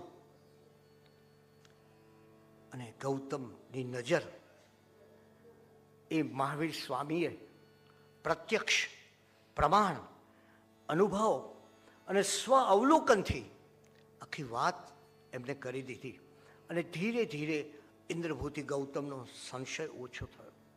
મરીઝે એક જગ્યાએ લખ્યું છે, નવનીતભાઈ છે તો વધારે શાયરી યાદ આવશે, પણ મરીઝે એક જગ્યાએ લખ્યું છે કે દિલના અનેક દર્દ અજાણે મટી ગયા, એ પણ ખબર પડી નહીં ક્યારે દવા મળી. એમ ક્યારે દવા મળી ગઈ એ બધું જ પેલો સત્યના આનંદમાં, સત્ય પ્રાપ્તિના આનંદમાં ભૂલી ગયો. અને ઇન્દ્રભૂતિ ગૌતમ ભગવાન મહાવીરને કહે છે કે આપનું કહેવું યથાર્થ છે, આપ સાચા જ્ઞાની, મહાજ્ઞાની અને સર્વજ્ઞ છો. મારો વર્ષોનો સંદેહ દૂર થયો. આપ આપના શિષ્યો તરીકે મારો અને મારા 500 શિષ્યોનો સ્વીકાર કરો. અરે આપણે કહેવું છે કે આ કેવા વિદ્વાનો પણ હશે કે જેમના હૃદયમાં આવી સત્ય નિષ્ઠા હતી. અને ત્યારે મહાવીરે એમ કહ્યું કે ચાલો હવે મારો વિજય થઈ ગયો. ન બોલે કદી મહાવીર છે. મહાવીરે કહ્યું કે ચાલો શિષ્યો મારો જય જયકાર કરો. ન બોલે કદી જય જયકારમાં માનતા નથી મહાવીર તો. જય જયકાર કરો સત્યનો, જય જયકાર કરો અહિંસાનો. તો મહાવીરે શું કહ્યું? તમે જુઓ, આ એક બે મોટી શક્તિઓની અથડામણની વચ્ચે મહાવીર જ્યારે એમની વાતનો ગૌતમ સ્વામીએ સ્વીકાર કર્યો ત્યારે ભગવાને કઈ રીતે કર્યો? વિચાર કરવા જેવો છે. આપણે તો આમ લેખ લખ્યો હોય તો પેલા એને પૂછીએ કે ભાઈ પેલું છાપું વાંચેશ તું હમણાં? અને પેલું કહે હમણાં વાંચીશ મેં તો. જોયો તો આપણો લેખ વાંચ્યો તો? હવે પેલો એમ કે ના નથી વાંચ્યો તો આપણને બહુ દુઃખ થાય. એટલે પેલો માણસ પણ સમજીને આપણને હા પાડતો હોય. મારે આપણે આ કહેવું છે, આ જૈન દર્શનની બહુ મોટી ઊંચાઈ છે કે જ્યાં જય નથી, પરાજય નથી, સિદ્ધિ નથી, વિજય નથી, કોઈ દેખાવ નથી, પ્રદર્શન નથી, કશું ભવ્ય નથી. ભવ્યાથી ભવ્ય તો છે જ નહીં. કઈ રીતે મહાવીરે આ વાતનો સ્વીકાર કર્યો? એમણે કહ્યું, પ્રિય ગૌતમ, હું આ બધી ઘટનાઓમાં ભવિષ્યના સુંદર યોગો જોઈ રહ્યો છું. જો પોતાના વિજયની વાત ભૂલી જવાની બધી. પ્રિય ગૌતમ, હું આ બધી ઘટનાઓમાં ભવિષ્યના શુભ યોગોનું દર્શન કરું છું અને બહુ સરસ ધર્મશાસનના પ્રભાવનું દર્શન કરું છું. તું મારી સાથે આવે છે, શિષ્ય બનાવ્યો એટલે શિષ્યને અમુક રીતે રાખવાનો એમ નહીં, એનું અજ્ઞાન દૂર કર્યું એ વાત નહીં કરવાની કોઈ. એને એટલું જ કહ્યું, આપણે બંને સાથે મળીશું. તું મારો શિષ્ય થાય છે માટે આ થશે એવું નહીં. આપણે બંને સાથે મળીને ભવિષ્યની અંદર આ ધર્મશાસનના પ્રભાવનું કામ કરીશું. અને મને લાભ શું થશે? મહાવીર કહે છે, જો વિજેતાનો કેવો પ્રેમ છે, તમારી રુજુતા, તમારા હૃદયની જે નિખાલસતા છે. માણસના હૃદયમાં સૌથી મોટામાં મોટી વસ્તુ પારદર્શક છે. શ્રીમદજીએ કહ્યું ને કે બાળક બનો. એ બાળક બનોનો અર્થ જ આ છે કે પારદર્શી બનો. અને જ્યારે માણસની નિખાલસતા છે, જીસસ ક્રાઇસ્ટે કહ્યું કે બાળક એ ઈશ્વરની સૌથી વધારે નજીક છે. તો બાળકની જે નિખાલસતા છે, તો કે તમારી રુજુતાને કારણે તમે તો આમ બહુ સુંદર ભાવ, સુંદર વિચારો, સુંદર ખ્યાલો, સુંદર લાગણીઓ, સુંદર સાધના, ઉત્તમ તપ કરનારા છો. અને આવી તમારી રુજુતાને કારણે હું તમારો ગુરુ બહુ લાભાન્વિત થયો એવું નહીં. આવી રુજુતાને કારણે મને તમારા જ્ઞાનનો વિશેષ ઉપયોગ પ્રાપ્ત થશે. વાહ! તમે વિચાર કરો. અને હવે તું મારો શિષ્ય થયો, તારા 500 શિષ્ય મારા શિષ્ય થયા, હવે આપણો ડંકો વગાડીએ કોઈ જ વાત નહીં. આ ડંકા તો હમણાં આવી ગયા શાસનમાં. ભગવાને શું કહ્યું? ભગવાને કહ્યું કે જો આપણે સાથે રહી અને ધર્મ તીર્થની પ્રભાવના કરીશું, લોકોને એક સાચો ધર્મ આપીશું, બસ આ આપણા બંનેનું કર્તવ્ય છે. તમે વિચાર કરો, પેલો ઇન્દ્રભૂતિ ગૌતમ પરાજય કરવા માટે આવેલા, ધસમસતા આવેલા મહાજ્ઞાની, અત્યંત ઘમંડ, આ બધાનો ઉત્તર કેવો પ્રેમાળ, કેવો પ્રેમાળ ઉત્તર છે. અને ત્યારે સૂત્ર કૃતાંગમાં એક સ્થળે બહુ સરસ લખ્યું છે પરમાત્માએ કે વર્તમાન ક્ષણને વિશેષ રૂપે જાણીએ. આ વિશેષ રૂપે શબ્દ બહુ મહત્વનો છે. જૈન ધર્મએ કહ્યું કે તું વર્તમાનને ઓળખ, પણ એને વિશેષ રૂપે ઓળખ. કદાચ આજે વર્તમાનમાં દુઃખ છે તો તું એમ માન કે આ કાલે ચાલ્યું પણ જશે. આજે રાત છે તો તું વિચાર કર કે આ રાત પછી કાલ તો સવાર પડવાની છે. અને એ રીતે તું તારા વર્તમાનને વિશેષ રૂપે જો. વર્તમાનની ઉપેક્ષા નહીં, પણ એની સાથે તારે વર્તમાનમાં કેદ થઈ જવું એવું પણ નહીં. તું વર્તમાનમાં કેદ થઈશ તો પણ નકામું છે, કારણ કે તારે જોવાનું છે પેલું વિશિષ્ટ, કે આજનું દુઃખ એ આવતીકાલનું સુખ, આજની વેદના એ આવતીકાલનો આનંદ પણ છે. અને તે સમયે ઇન્દ્રભૂતિ ગૌતમ અંતરના આનંદથી ડોલી રહ્યા. સત્યનો એક એક અંશ એમને પ્રાપ્ત થતો હતો. મેં આપને કહ્યું તેમ, ગઈકાલે જ આપણે કહ્યું છે કે મહાવીર સ્વામીએ કહ્યું સત્યમ ખુ ભગવમ, સત્ય એ ઈશ્વર છે. મેં આજ સવારે જ વાંચ્યું કે ગાંધીજીએ એક જગ્યાએ એવી નોંધ કરી કે ઈશ્વર સત્ય છે એવો પ્રચલિત મંત્ર હું વારંવાર કહેતો હતો, પણ હવે મને ખબર પડી કે સત્ય જ ઈશ્વર છે. તમે જો ગાંધીજીએ આ લખ્યું છે અને કહે છે કે એવા સત્યની માણસે ભક્તિપૂર્વક જીવનમાં શોધ કરવી જોઈએ. આપણી પાસે તો ઘણા વર્ષો પહેલા વારસો મળેલો, પણ આપણે કોઈને બતાવ્યો નહીં. ગાંધીજીએ વળી કંઈક બહાર કહ્યું થોડુંક મારે, પણ ગાંધીજીએ કહ્યું કે આ મંત્ર ઈશ્વર સત્ય છે એમ નહીં, સત્ય જ ઈશ્વર છે. અને એ વાત જૈન દર્શનમાં તમને મળે છે. અને ત્યારે કોનો વિજય થયો? અનાગ્રહ વૃત્તિનો વિજય થયો. હું કહું એ જ સાચું એનું નહીં, તમે કહો એમાં પણ સત્યનો અંશ છે. કારણ કે તમારું પોતાનો પણ એક વિચાર છે, તમારી પોતાની પણ એક ભાવના છે, તમારો પોતાનો પણ એક ખ્યાલ છે, અને એ ખ્યાલમાં કદાચ સત્ય મળે. આઇન્સ્ટાઈને આ જગતને રિલેટિવિટીનો સિદ્ધાંત આપ્યો. અને ક્યારેક સમય મળે આપ જજો પ્રિન્સ્ટનમાં આઇન્સ્ટાઈનનું મકાન જોવા, પણ જતાં પહેલાં મને કહેજો પાછા. એટલે હું આવીશ એવું નથી કહેતો તમને, પણ એ માટે કહું છું કે એ મકાનની જાણ થતી જ નથી કે આઇન્સ્ટાઈનનું મકાન હતું. આઇન્સ્ટાઈન જેવો અવસાન પામ્યો, મકાન વેચી દીધેલું. એક માત્ર એનો જૂનો નંબર લખેલો છે, એના ઉપરથી આપણે તારવી શકીએ કે આઇન્સ્ટાઈનનું મકાન છે. કેટલો બધો નિષ્પ્રય માણસ હતો. એને આવી મહાન શોધ કરી, જગતનો ઉત્તમમાં ઉત્તમ અને બુદ્ધિશાળીમાં બુદ્ધિશાળી માણસ, થિયરી ઓફ રિલેટિવિટીનો શોધક. એના કેટલા સ્ટેચ્યુ, એનો રસ્તો શું છે, એને એક જ માગણી કરેલી કે યુનિવર્સિટીથી મારું ઘર નજીક હોવું જોઈએ, ચાલતો હું જઈ શકું. અને આજે આ પ્રિન્સ્ટનમાં જાઓ તો એક નાનકડું આટલું બોર્ડ છે, આટલું જ આઇન્સ્ટાઈન ડ્રાઈવ, બસ. એ માણસે સાપેક્ષતાની વાત કરી. પરમાત્મા મહાવીર સ્વામીએ માનવ વ્યવહારના સાપેક્ષતાની વાત વર્ષો પહેલા કરી. અને ત્યાં એ સત્યનો એક એક અંશ ભેગો કરવો. અને કદાચ શ્રીમદજીને જો તમે બરાબર જુઓ, ખૂબ ઊંડાણમાં જાઓ, તો શ્રીમદજી પણ ધીરે ધીરે એક શબ્દ વારંવાર વાપરે છે, એ છે સત્ય ધર્મ. જીવનમાં શેનું આચરણ કરો? સત્ય ધર્મનું આચરણ કરો. ત્યારે એ અનેકાંત પદ્ધતિ, અને સૌથી મોટી વાત ગુણગ્રાહકતા, સામી વ્યક્તિના ગુણનો સ્વીકાર, સત્ય ધારકતા અને સરળતા. એમ લાગે કે ભગવાને કેવું સરસ આ ગૌતમને પોતાનો કરી લીધો.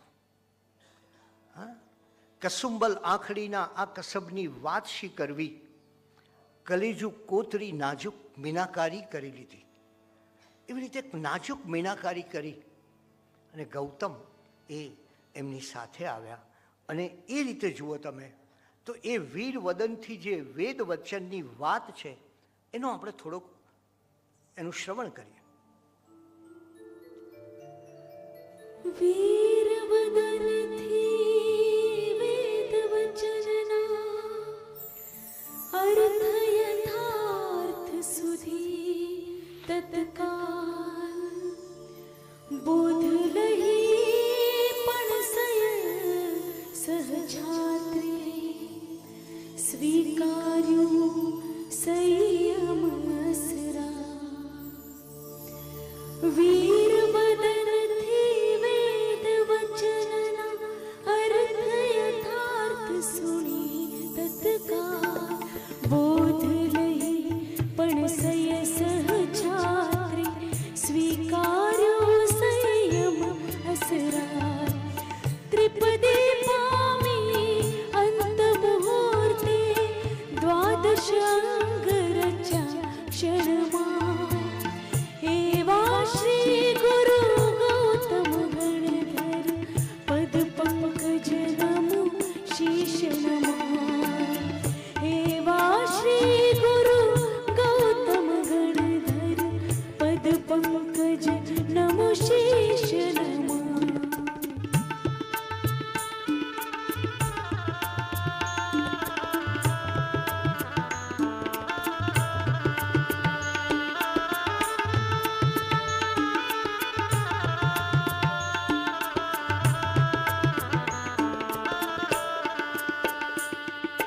પ્રભુએ કહ્યું ત્યારે તરત હે ઇન્દ્રભૂતિ શું તને પ્રભુએ કહ્યું ત્યારે તરત હે ઇન્દ્રભૂતિ શું તને છે જીવ સંશય નવ વિચારે કેમ વેદ પદાર્થને છે જીવ સંશય નવ વિચારે કેમ વેદ પદાર્થને તે સાંભળી ગર્વિષ્ઠ પણ અતિ નમ્ર જે બની ગયા તે સાંભળી ગર્વિષ્ઠ પણ અતિ નમ્ર જે બની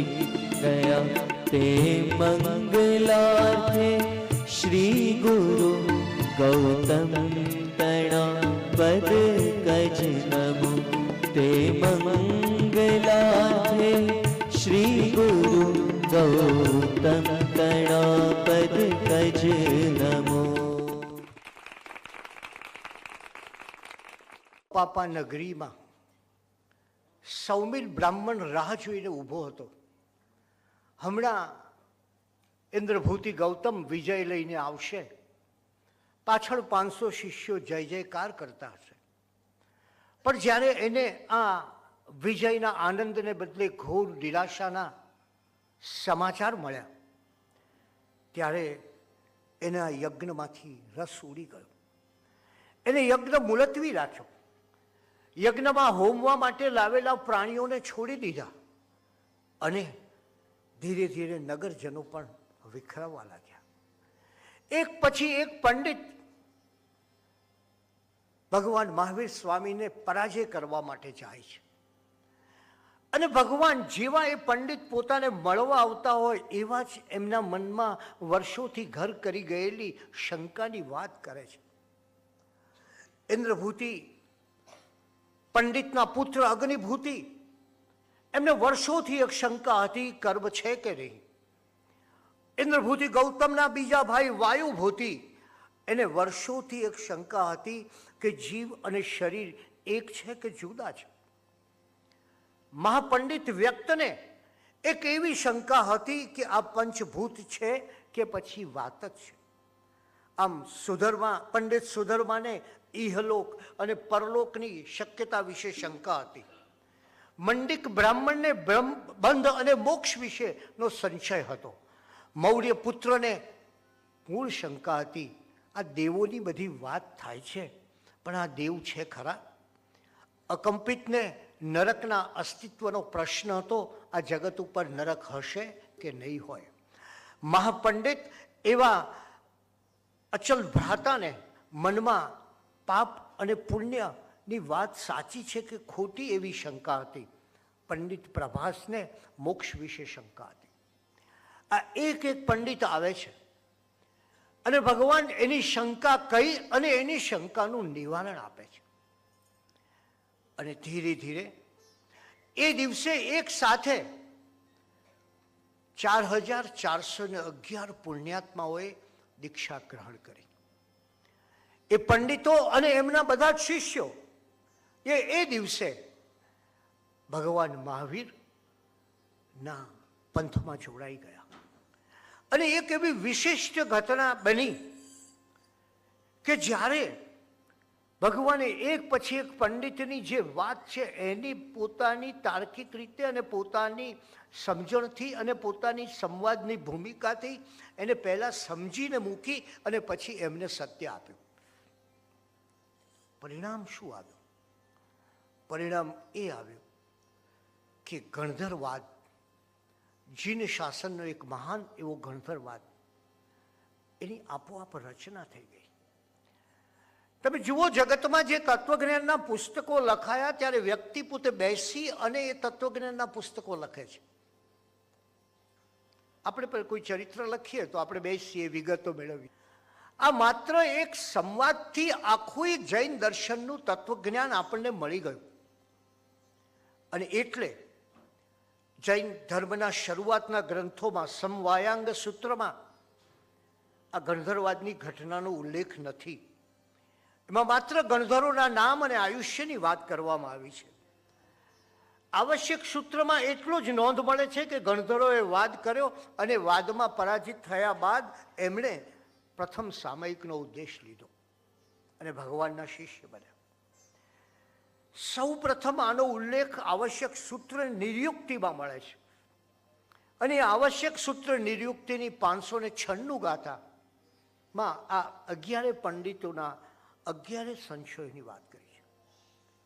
આચાર્ય ભદ્રબાહુ સ્વામીએ કલ્પસૂત્રની રચના કરી, પણ કલ્પસૂત્રમાં નહીં, પણ કલ્પસૂત્ર ઉપર જે ટીકાઓ લખાઈ એમાં તમને ગણધરવાદની વિગતો મળે છે. અને એટલે એ કલ્પસૂત્ર પર લખાયેલી ટીકાઓ, જેમાં શ્રી વિશેષ આવશ્યક ભાષ્ય, એમાં તમે જુઓ તો શ્રુત મહોદધિ જીનભદ્ર ગણી ક્ષમાશ્રમણ મહારાજે આનું વિગતે બયાન કર્યું છે. મારે આપને આ ગણધરવાદની થોડીક વિશિષ્ટતા કહેવી છે. આ જગતમાં જે કંઈ ચાલ્યું તે પ્રશ્નોથી ચાલતું હોય છે. એક માણસ, મને યાદ છે, ઉત્તર ગુજરાત બાજુમાં એક ખેડૂત હતો.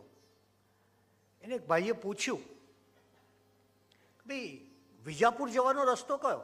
એટલે પેલો ખેડૂત પહેલાં કહ્યું, હું બહારગામથી આવું છું, મને ખબર નથી, માફ કરજો, ખબર નથી. એ પેલા શેઠે બીજી વાર પૂછ્યું, મહુડી જવાનો રસ્તો કયો? એટલે પેલા કહ્યું, ખબર નથી સાહેબ, શું કરું, માફ કરો. એટલે પેલાને પૂછ્યું, તું શું જાણે છે? તો ખેડૂત છે ને બિચારો, સાંભળી લે, શું કરે? તું શું જાણે છે? કંઈ જાણે છે ખરો? બસ હા, કે હું એટલું જાણું છું. પેલા ખેડૂતે કહ્યું, હું પોતે રસ્તો ભૂલ્યો નથી. તમારી માથાકૂટ છે, મારી નથી આ વાત. તો પ્રશ્નને ઉત્તર આ જગતનો એક મોટો રિવાજ છે. એ સોક્રેટિસ હોય અને પ્લેટો હોય, ગ્રીસના મહાન તત્વચિંતકો, કે એમણે ડાયલોગ નામનું પુસ્તક, એની અંદર સંવાદ, પ્લેટો પોતાના ગુરુ સોક્રેટિસને પ્રશ્ન પૂછે અને સોક્રેટિસ એનો ઉત્તર આપે. આપ જાણો છો, સત્યની મોટી પ્રતિષ્ઠા સોક્રેટિસે કરી અને ગાંધીજીએ સોક્રેટિસનું એ પુસ્તક, એક સત્યવીરની કથા, એનો અનુવાદ કરેલો છે. પ્લેટો પ્રશ્ન પૂછે અને ગુરુ ઉત્તર આપે. પ્લેટો પ્રશ્ન પૂછે અને ગુરુ ઉત્તર આપે. ભગવાન બુદ્ધને ભિક્ષુ આનંદ પ્રશ્ન પૂછે અને ભગવાન બુદ્ધ ઉત્તર આપે. શ્રીમદ ભગવદ્ ગીતાનું આખું આયોજન આપ સૌ જાણો છો કે સંશયાત્મા એવો અર્જુન પ્રશ્ન પૂછે અને શ્રી કૃષ્ણ એને ઉત્તર આપે. અર્જુન એના વિષાદ યોગની વાત કરે અને પરમાત્મા શ્રી કૃષ્ણ એને કર્મયોગની સમજણ આપે. આમ દુનિયામાં જે કોઈ રજૂઆતો થઈ એ બધી પ્રશ્ન અને ઉત્તર સાથે થઈ. આ ગણધરવાદની વિશેષતા એ છે કે પ્રશ્ન પણ ભગવાન કહે કે તારા મનમાં આ પ્રશ્ન ઘણા વખતથી છે કે આ પરલોક છે કે નહીં, અને જો એનો જવાબ આ છે, એટલે શંકા અને સમાધાન, મારે આપણે આ કહેવું છે, આ બંને ભગવાન મહાવીર દર્શાવે છે. પહેલા બ્રાહ્મણ પંડિતોના મનમાં પડેલી શંકાની વાત કરે છે. તને કર્મ વિશે શંકા છે, તને નરક વિશે શંકા છે, અને પછી એનો ઉત્તર એ શંકા પણ પોતે કહે અને ઉત્તર પણ પછી તરત પોતે આપે. અને એ એમના ઉત્તરમાં સૂક્ષ્મ અને અતિન્દ્રિય એવી ગહન વિચારધારા જોવા મળે છે.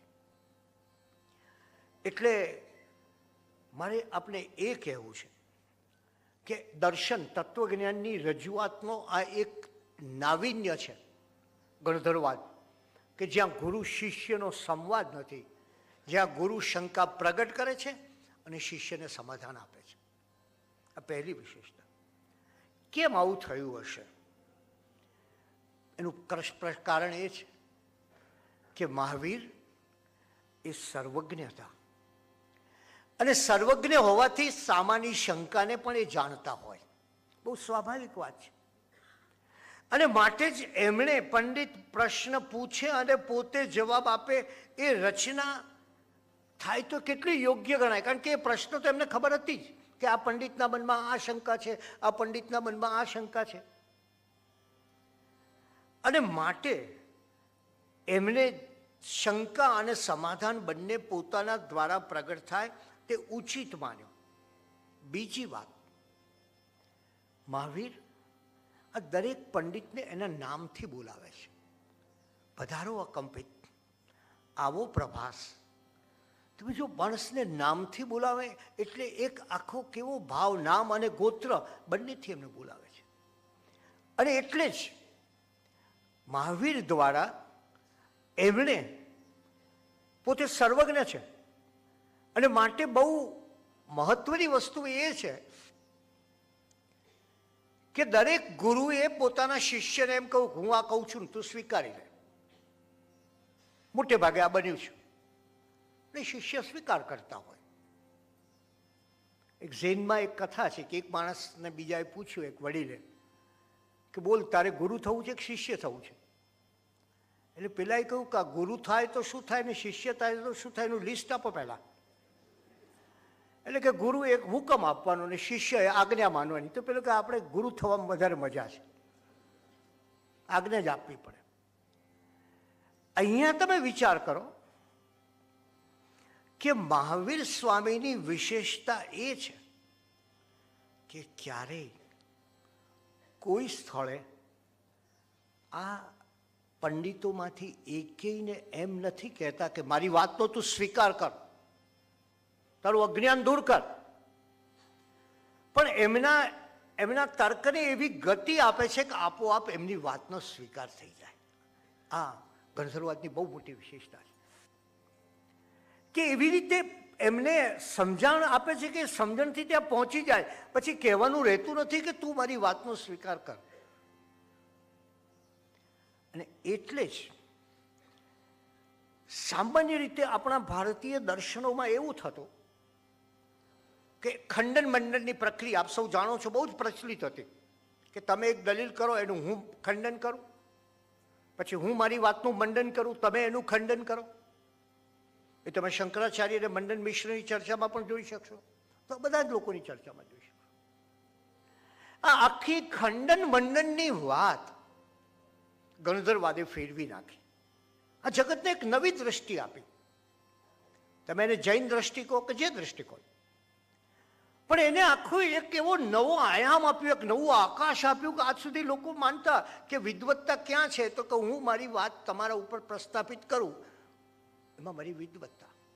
હું તમને હરાવીને મારા શિષ્ય બનાવું, એ મારી વિદ્વત્તા. તમે તદ્દન ખોટા છો અને હું તદ્દન સાચો છું એમ સાબિત કરવું, એ મારી વિદ્વત્તા.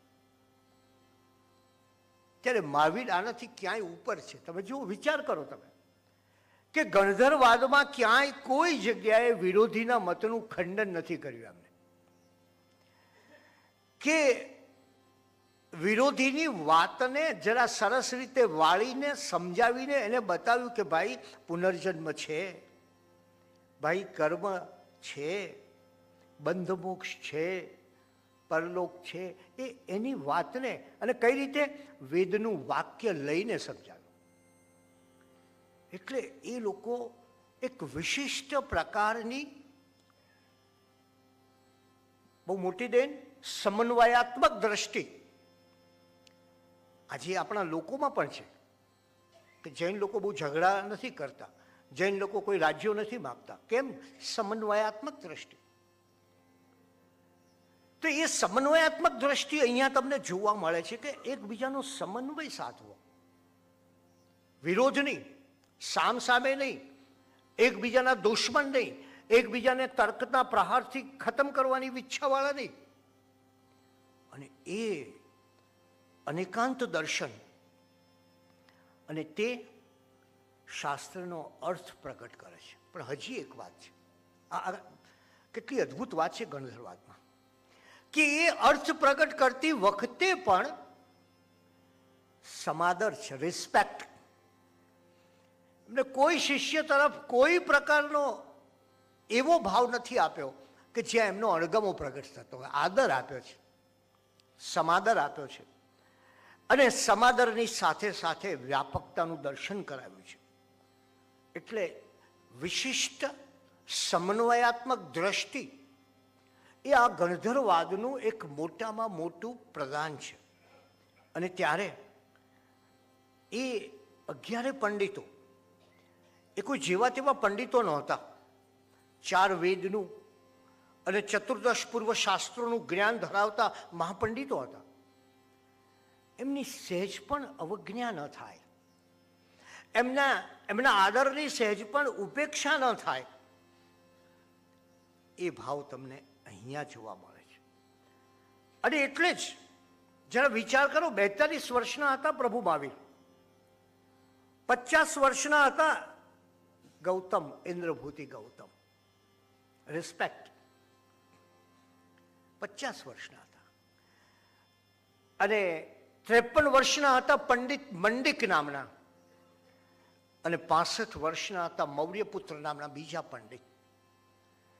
આ પોતાનાથી વયમાં પણ છે મોટા, પણ માત્ર વયમાં મોટા છે એટલે આદર આપવાની વાત નથી. આદર એ તો સ્વભાવ છે પરમાત્માનો. અને એટલે જ 36 વર્ષનો મૈતાર્ય નામનો પંડિત હતો, 36 વર્ષ. અને એનાથી નાનો 16 વર્ષનો પ્રભાસ નામનો પંડિત હતો. એ બધાને સમાદર, સમન્વય અને સ્નેહથી આપે છે. અને ગૌતમ સ્વામીને જુએ છે ત્યારે કેવું ભાવિ દર્શન પરમાત્મા આપે છે એનો વિચાર કરો તમે. ભગવાન જાણે છે કે આ ગૌતમ સાથે તો મારા કેટલાય ભાવના તાંતણા બંધાયેલા છે. અને એ તાંતણા, એ સ્નેહના તાંતણા ઘણા લાંબા છે, કારણ કે 3જા ભાવમાં ભગવાન મરીચીના ભાવમાં હતા ત્યારે બંને ભેગા થયા હતા. અને ત્યારે ભગવાનનો જીવ એ મરીચીનો જીવ હતો, અને એમના શિષ્ય તરીકે ગૌતમ સ્વામીનો જીવ એ કપિલનો જીવ હતો. બીજી વાર ભગવાનના 18મા ભાવમાં ત્રિપૃષ્ઠ વાસુદેવનો ભાવ આપ સૌ જાણો છો, હું જાણીતો છે. અને ત્યારે એ ત્રિપૃષ્ઠ નામે વાસુદેવ થયા ત્યારે ગૌતમ સ્વામીનો જીવ એના સારથી તરીકે હતો. અને એ ભેગા થયા અને સ્નેહના તાંતણા લાંબા ચાલ્યા. અને હવે આજે એક ગણધર તરીકે ભગવાનના ગણધર તરીકે છે, અને બીજા પરમાત્મા પોતે તીર્થંકર છે, કેવળ જ્ઞાન પ્રાપ્ત કર્યું છે. અને ત્યારે તમે જો કોઈ ભેદ નથી કે હું પરમાત્મા ને તું મારો ગણધર, એવી કોઈ ભેદ નથી. આ કેટલું મોટું જગતની અંદરની ક્રાંતિ હશે એની કલ્પના કરો, કે કોઈ ભેદ નથી. એ ગૌતમને એમ કહેતા નથી કે ચાલ મેં તારો ઉદ્ધાર કર્યો, તો શબ્દ જો એની ભગવાન પાસે. અથવા તો એમ નથી કહેતા કે તારું અજ્ઞાન, એવું પણ નહીં. આપણે બંને સાથે મળીને ધર્મ તીર્થ પ્રવર્તાવશું. હજી એનાથી પણ આગળ એક મહાવીર સ્વામી ડગલું ભરે છે. અને આ મારી દ્રષ્ટિએ એક મહાન વિરાટ વાત છે. જૈન આખા ઇતિહાસમાં તીર્થંકરોના જીવનમાં આવી વિરાટ ઘટના ભાગ્યે જ આપે જોઈએ છે, જે લગભગ ભૂલાઈ ગઈ છે. ભગવાન ગૌતમને કહે છે કે હે ગૌતમ, આ ભાવ પૂરો કરીને ઉપર મોક્ષમાં જઈને પણ આપણે સદાને માટે બંને સરખા થઈશું અને સદાને માટે સાથે જ રહીશું. કોઈ ગુરુ તમે આ જગતમાં એવો જોયો છે કે તમે શિષ્યને કહે કે શિષ્ય આપણે સદા સાથે રહેવાના છીએ અને આપણી સદા સમાન સ્થિતિ રહેવાની છે, અને સમાન સ્થિતિ થાય તો મારા ગુરુપદનું શું થાય? બરાબર. તમે જુઓ કેટલી મહાન વાત છે મહાવીર સ્વામીની. અને આ ગણધરવાદની વિશેષતા છે. સમન્વયાત્મકતા, સંવાદ અને સમાન અને સમાદર. આ બધાને જોઈએ ત્યારે ખ્યાલ આવે કે ગૌતમ આપણે તો બંને સરખા થઈ જઈશું. આજે તું મારો શિષ્ય થયો, 500 શિષ્યો સાથે આવ્યો. બીજો માણસ હોય તો પછી સેલિબ્રેશનનો વિચાર કરે કે હવે કરો સેલિબ્રેશન, ભવ્યાતિ ભવ્ય મહોત્સવ. ત્યારે આ શું કરે છે? કેટલી તમે વિચાર કરો, આ ધર્મની કેવી અજોડતા છે. ક્યારેક આપ જુઓ કેટલો મહાન ધર્મ છે કે એને એમ કહે છે કે હું અને તું બંને સમય જતા સરખા થઈ જઈશું. જે પ્રાપ્તિ મને થશે આધ્યાત્મિક, એ આધ્યાત્મિક પ્રાપ્તિ તને પણ થશે. કોઈ ભાવ નહીં સેવાનો, કોઈ ભાવ નહીં શિષ્યત્વનો, કોઈ ભાવ નહીં આજ્ઞાકારિતાનો. બસ એને તો એટલું જ કહ્યું, ચાલ આપણે ધર્મતીર્થ પ્રવર્તાવીએ અને સાધનાના માર્ગે સાથે જઈએ. પરમ જીનેશ્વર તવ ભણે ગોયમ મ કરવું ખેવું. હે ગૌતમ, તું ખેદ ન કરીશ, મનમાં સહેજે ખેદ ન કરીશ. છેડે જઈ આપણે સહી હોસ્યું તુલ્લા બેવું. આપણે બંને હોસ્યું તુલ્લા, આપણે બંને સમાન બનીશું. અને એ સમાનતાની વાત જ્યારે થાય ત્યારે આપણને એમ થાય કે આ કેવું એક મહાન શાસનનું ભાગ્ય, આ કેવું પરમાત્મા તીર્થંકરે આપેલા ધર્મનું એક ઉદય, અને આ એક કેવી ઘડી હશે, કેવું ભાગ્ય જાગ્યું હશે. એની કલ્પના કરીએ. ફેરો ફર્યો છે દુર્ગતિનો, શુભ ગતિ તરફેણમાં.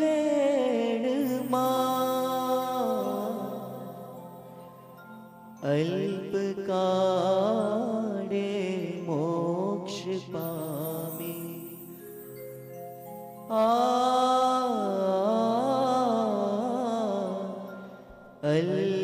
અલ્પકાળે મોક્ષ પામી. વિચરશું આનંદમાં, આહા કેવું ભાગ્ય જાગ્યું. વીરના ચરણો મળ્યા, આહા કેવું ભાગ્ય જાગ્યું. વીરના ચરણો મળ્યા, રોગ શોક દારિદ્ર સગડા. જેહથી દૂરે ટળ્યા, આહા કેવું ભાગ્ય જાગ્યું.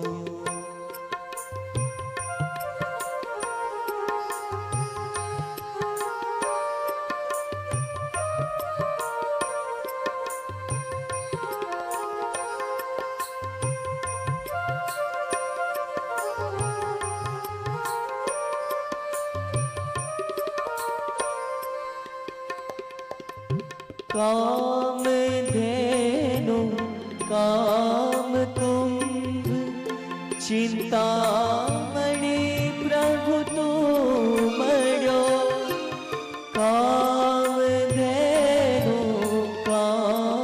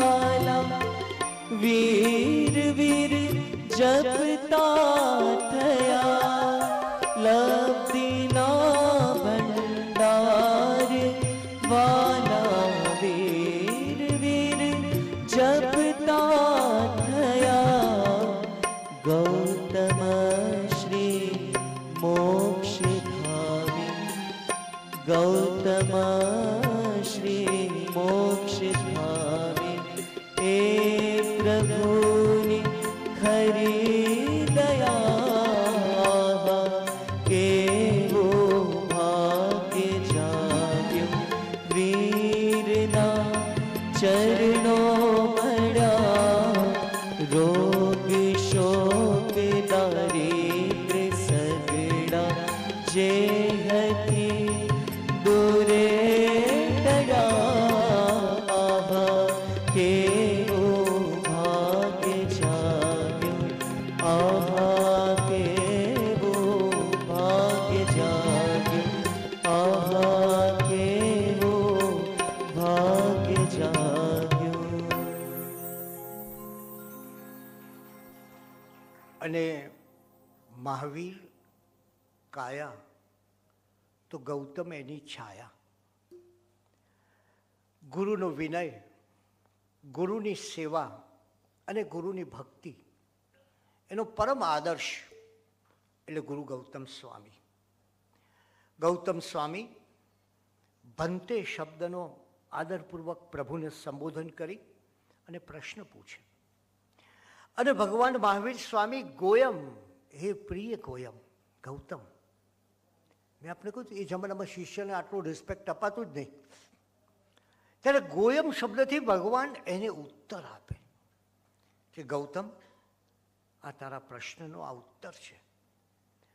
અને પછી ગૌતમ સ્વામી ત્રણેય કાળ, ત્રણેય લોક, ત્રણેય જગત બધાના પ્રશ્નો એમને પૂછે જાય. અને આપણા ભગવતી સૂત્રમાં આપ જુઓ તો કુલ 26,000 પ્રશ્નો છે જે ગૌતમ સ્વામીએ પૂછ્યું છે કે પ્રભુ આનો અર્થ શું. કાલે આપણે થોડીક વાત કરીશું એની. બરાબર એમ છે, કાલે છેલ્લો દિવસ છે કે હજી છે એકાદ, કે એક એક પ્રશ્ન પૂછે. પણ મારે આપને એ કહેવું છે કે આપ એ જુઓ કે દુનિયામાં કોઈ ગુરુએ પોતાના શિષ્યને આટલા પ્રશ્નથી ઉદ્બોધન કર્યું હોય અને કોઈ શિષ્યને ગુરુને આ રીતે એકે એક પ્રશ્ન બોલાવ્યા હોય. એ આ પહેલી ઘટનાની આજ સુધીની એકમાત્ર ઘટના છે. 36,000 વખત ભંતે કે અને ગોયમ કે. અને ક્યાંક તો ભગવાન એમને કે ગોયમ સમયમ માં પમાય, એક પળનો પણ, એક સમયનો પણ પ્રમાદ ના કરીશ. અને આ વાત મારી દ્રષ્ટિએ મહત્વની એ માટે છે કે ભગવાન બુદ્ધે કહ્યું જીવનમાં શું? સમ્યક સ્મૃતિ. ગુરજીએફે કહ્યું જીવનમાં શું? અવેકનિંગ. જે કૃષ્ણમૂર્તિ કહે છે જાગરણ, જાગો, ઉઠો. વિવેકાનંદે કહ્યું ઉઠો જાગો, એ વિવેકાનંદે કહ્યું. ગીતા તમને કહે છે મોહનાશ કરો. ઉપાધ્યાય યશો વિજયજી મહારાજ આપણને કહે છે કે અરે મોહમલ્લ સામે જીવનમાં યુદ્ધ કર. નાનક અને કબીર કહે છે સુરતા, બસ તારું તારું અંતરનો તાર છે ને એ સુરતા ઈશ્વર સાથે જોડી દે. ક્ષણે ક્ષણે ઈશ્વર સાથેનું સંગીત ગાજતું હોય, વાગતું હોય, બીજી ક્યાં પ્રશ્ન થાય છે? પણ મહાવીરે કહ્યું આ બધાનું મૂળ શેમાં છે? મહાવીરે કહ્યું અપ્રમાદ યોગ. જીવનમાં પહેલામાં પહેલું કામ, આ બધું જ તને પછી પ્રાપ્ત થશે. પેલા જીવનમાં સમયમ, તારે જે સમય તું પસાર કરે છે એ સમયમ માં પમાય, એક ક્ષણનો પણ, એક પળનો પણ તું વેડફી ન દેતો. એના અર્થ બે છે. એનો પહેલો અર્થ છે પ્રત્યેક જીવન મૂલ્યવાન છે. તો ભગવાનની દ્રષ્ટિ હતી કે એમને પશુમાં, એમને વૃક્ષોમાં આ બધી જ જગાએ પોતાના જ આત્માનું દર્શન થતું, પોતાના જેવો જ આત્મા છે. પણ એનાથી વધારે ભગવાને જોયું કે અધ્યાત્મમાં પણ જે સમય વેડફે છે એને સમય વેડફી નાખે છે. ઘણા લોકો નથી આપણને એમ કહેતા કે ઘડપણમાં કામ કરીશું, પછી ઘડપણમાં પૂછો, વૃદ્ધ થયા પછી પૂછો તો કે હા વિચાર હતો પણ સમય ગયો.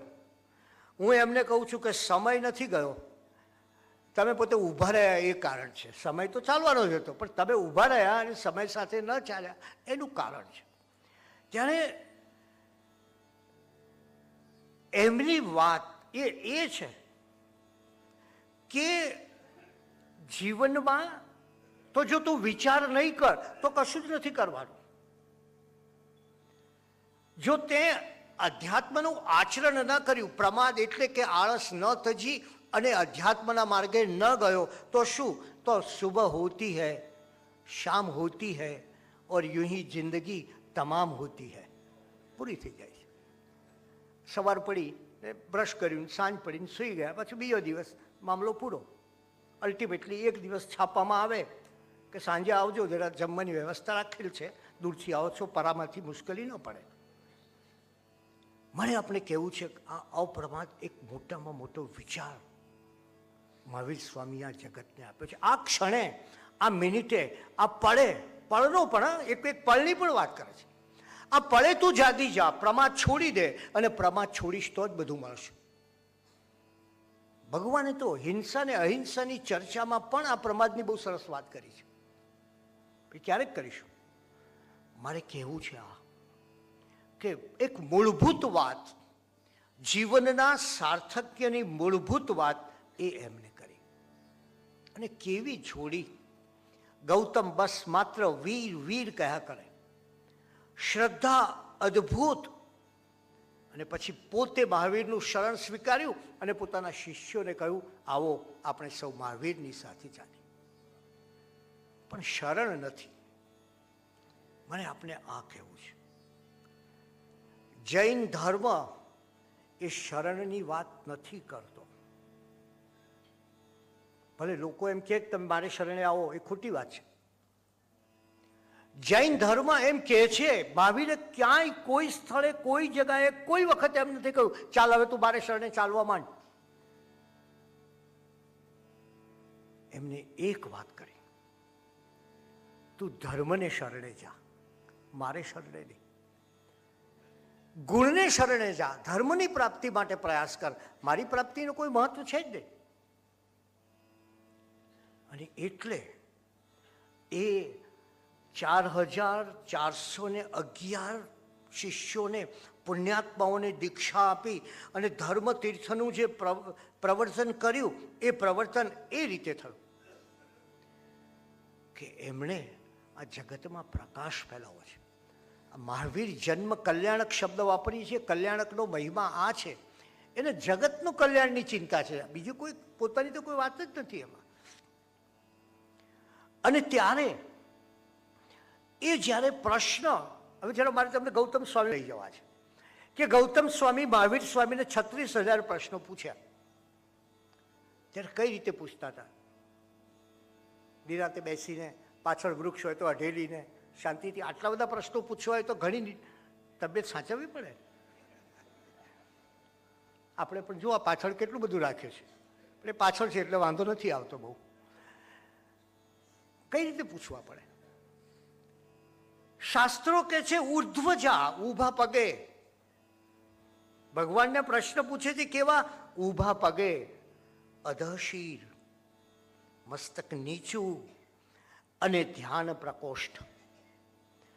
ધ્યાન પ્રકોષ્ઠ એટલે કે એવું આસન કે જેમાં માથું નીચું હોય અને ઘૂંટણ ઊંચા હોય, તમે જાણો છો.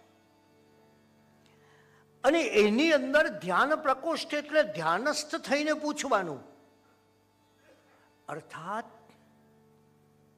બહારના બધા દ્વાર બંધ, બહારનું કોઈ દ્વાર નહીં. મારી જ્ઞાન, મારી શક્તિ, મારો ગર્વ, આ બધાના પ્રશ્નો નહીં પૂછવાના. અંતરનું જે પ્રશ્ન છે એ પૂછવાનો. અને એટલે એ ગૌતમ સ્વામી અને આ છે જૈન સાધુઓની મહત્તા. કોઈક વાર જૈન સાધુઓની શ્રેણી કરીશું ત્યારે આપણે જોઈશું કે હરિભદ્ર સુરી મહારાજા 1444 ગ્રંથના રચયિતા હતા. શું લખા, અદભુત યોગ દ્રષ્ટિ સમુચય લખ્યું.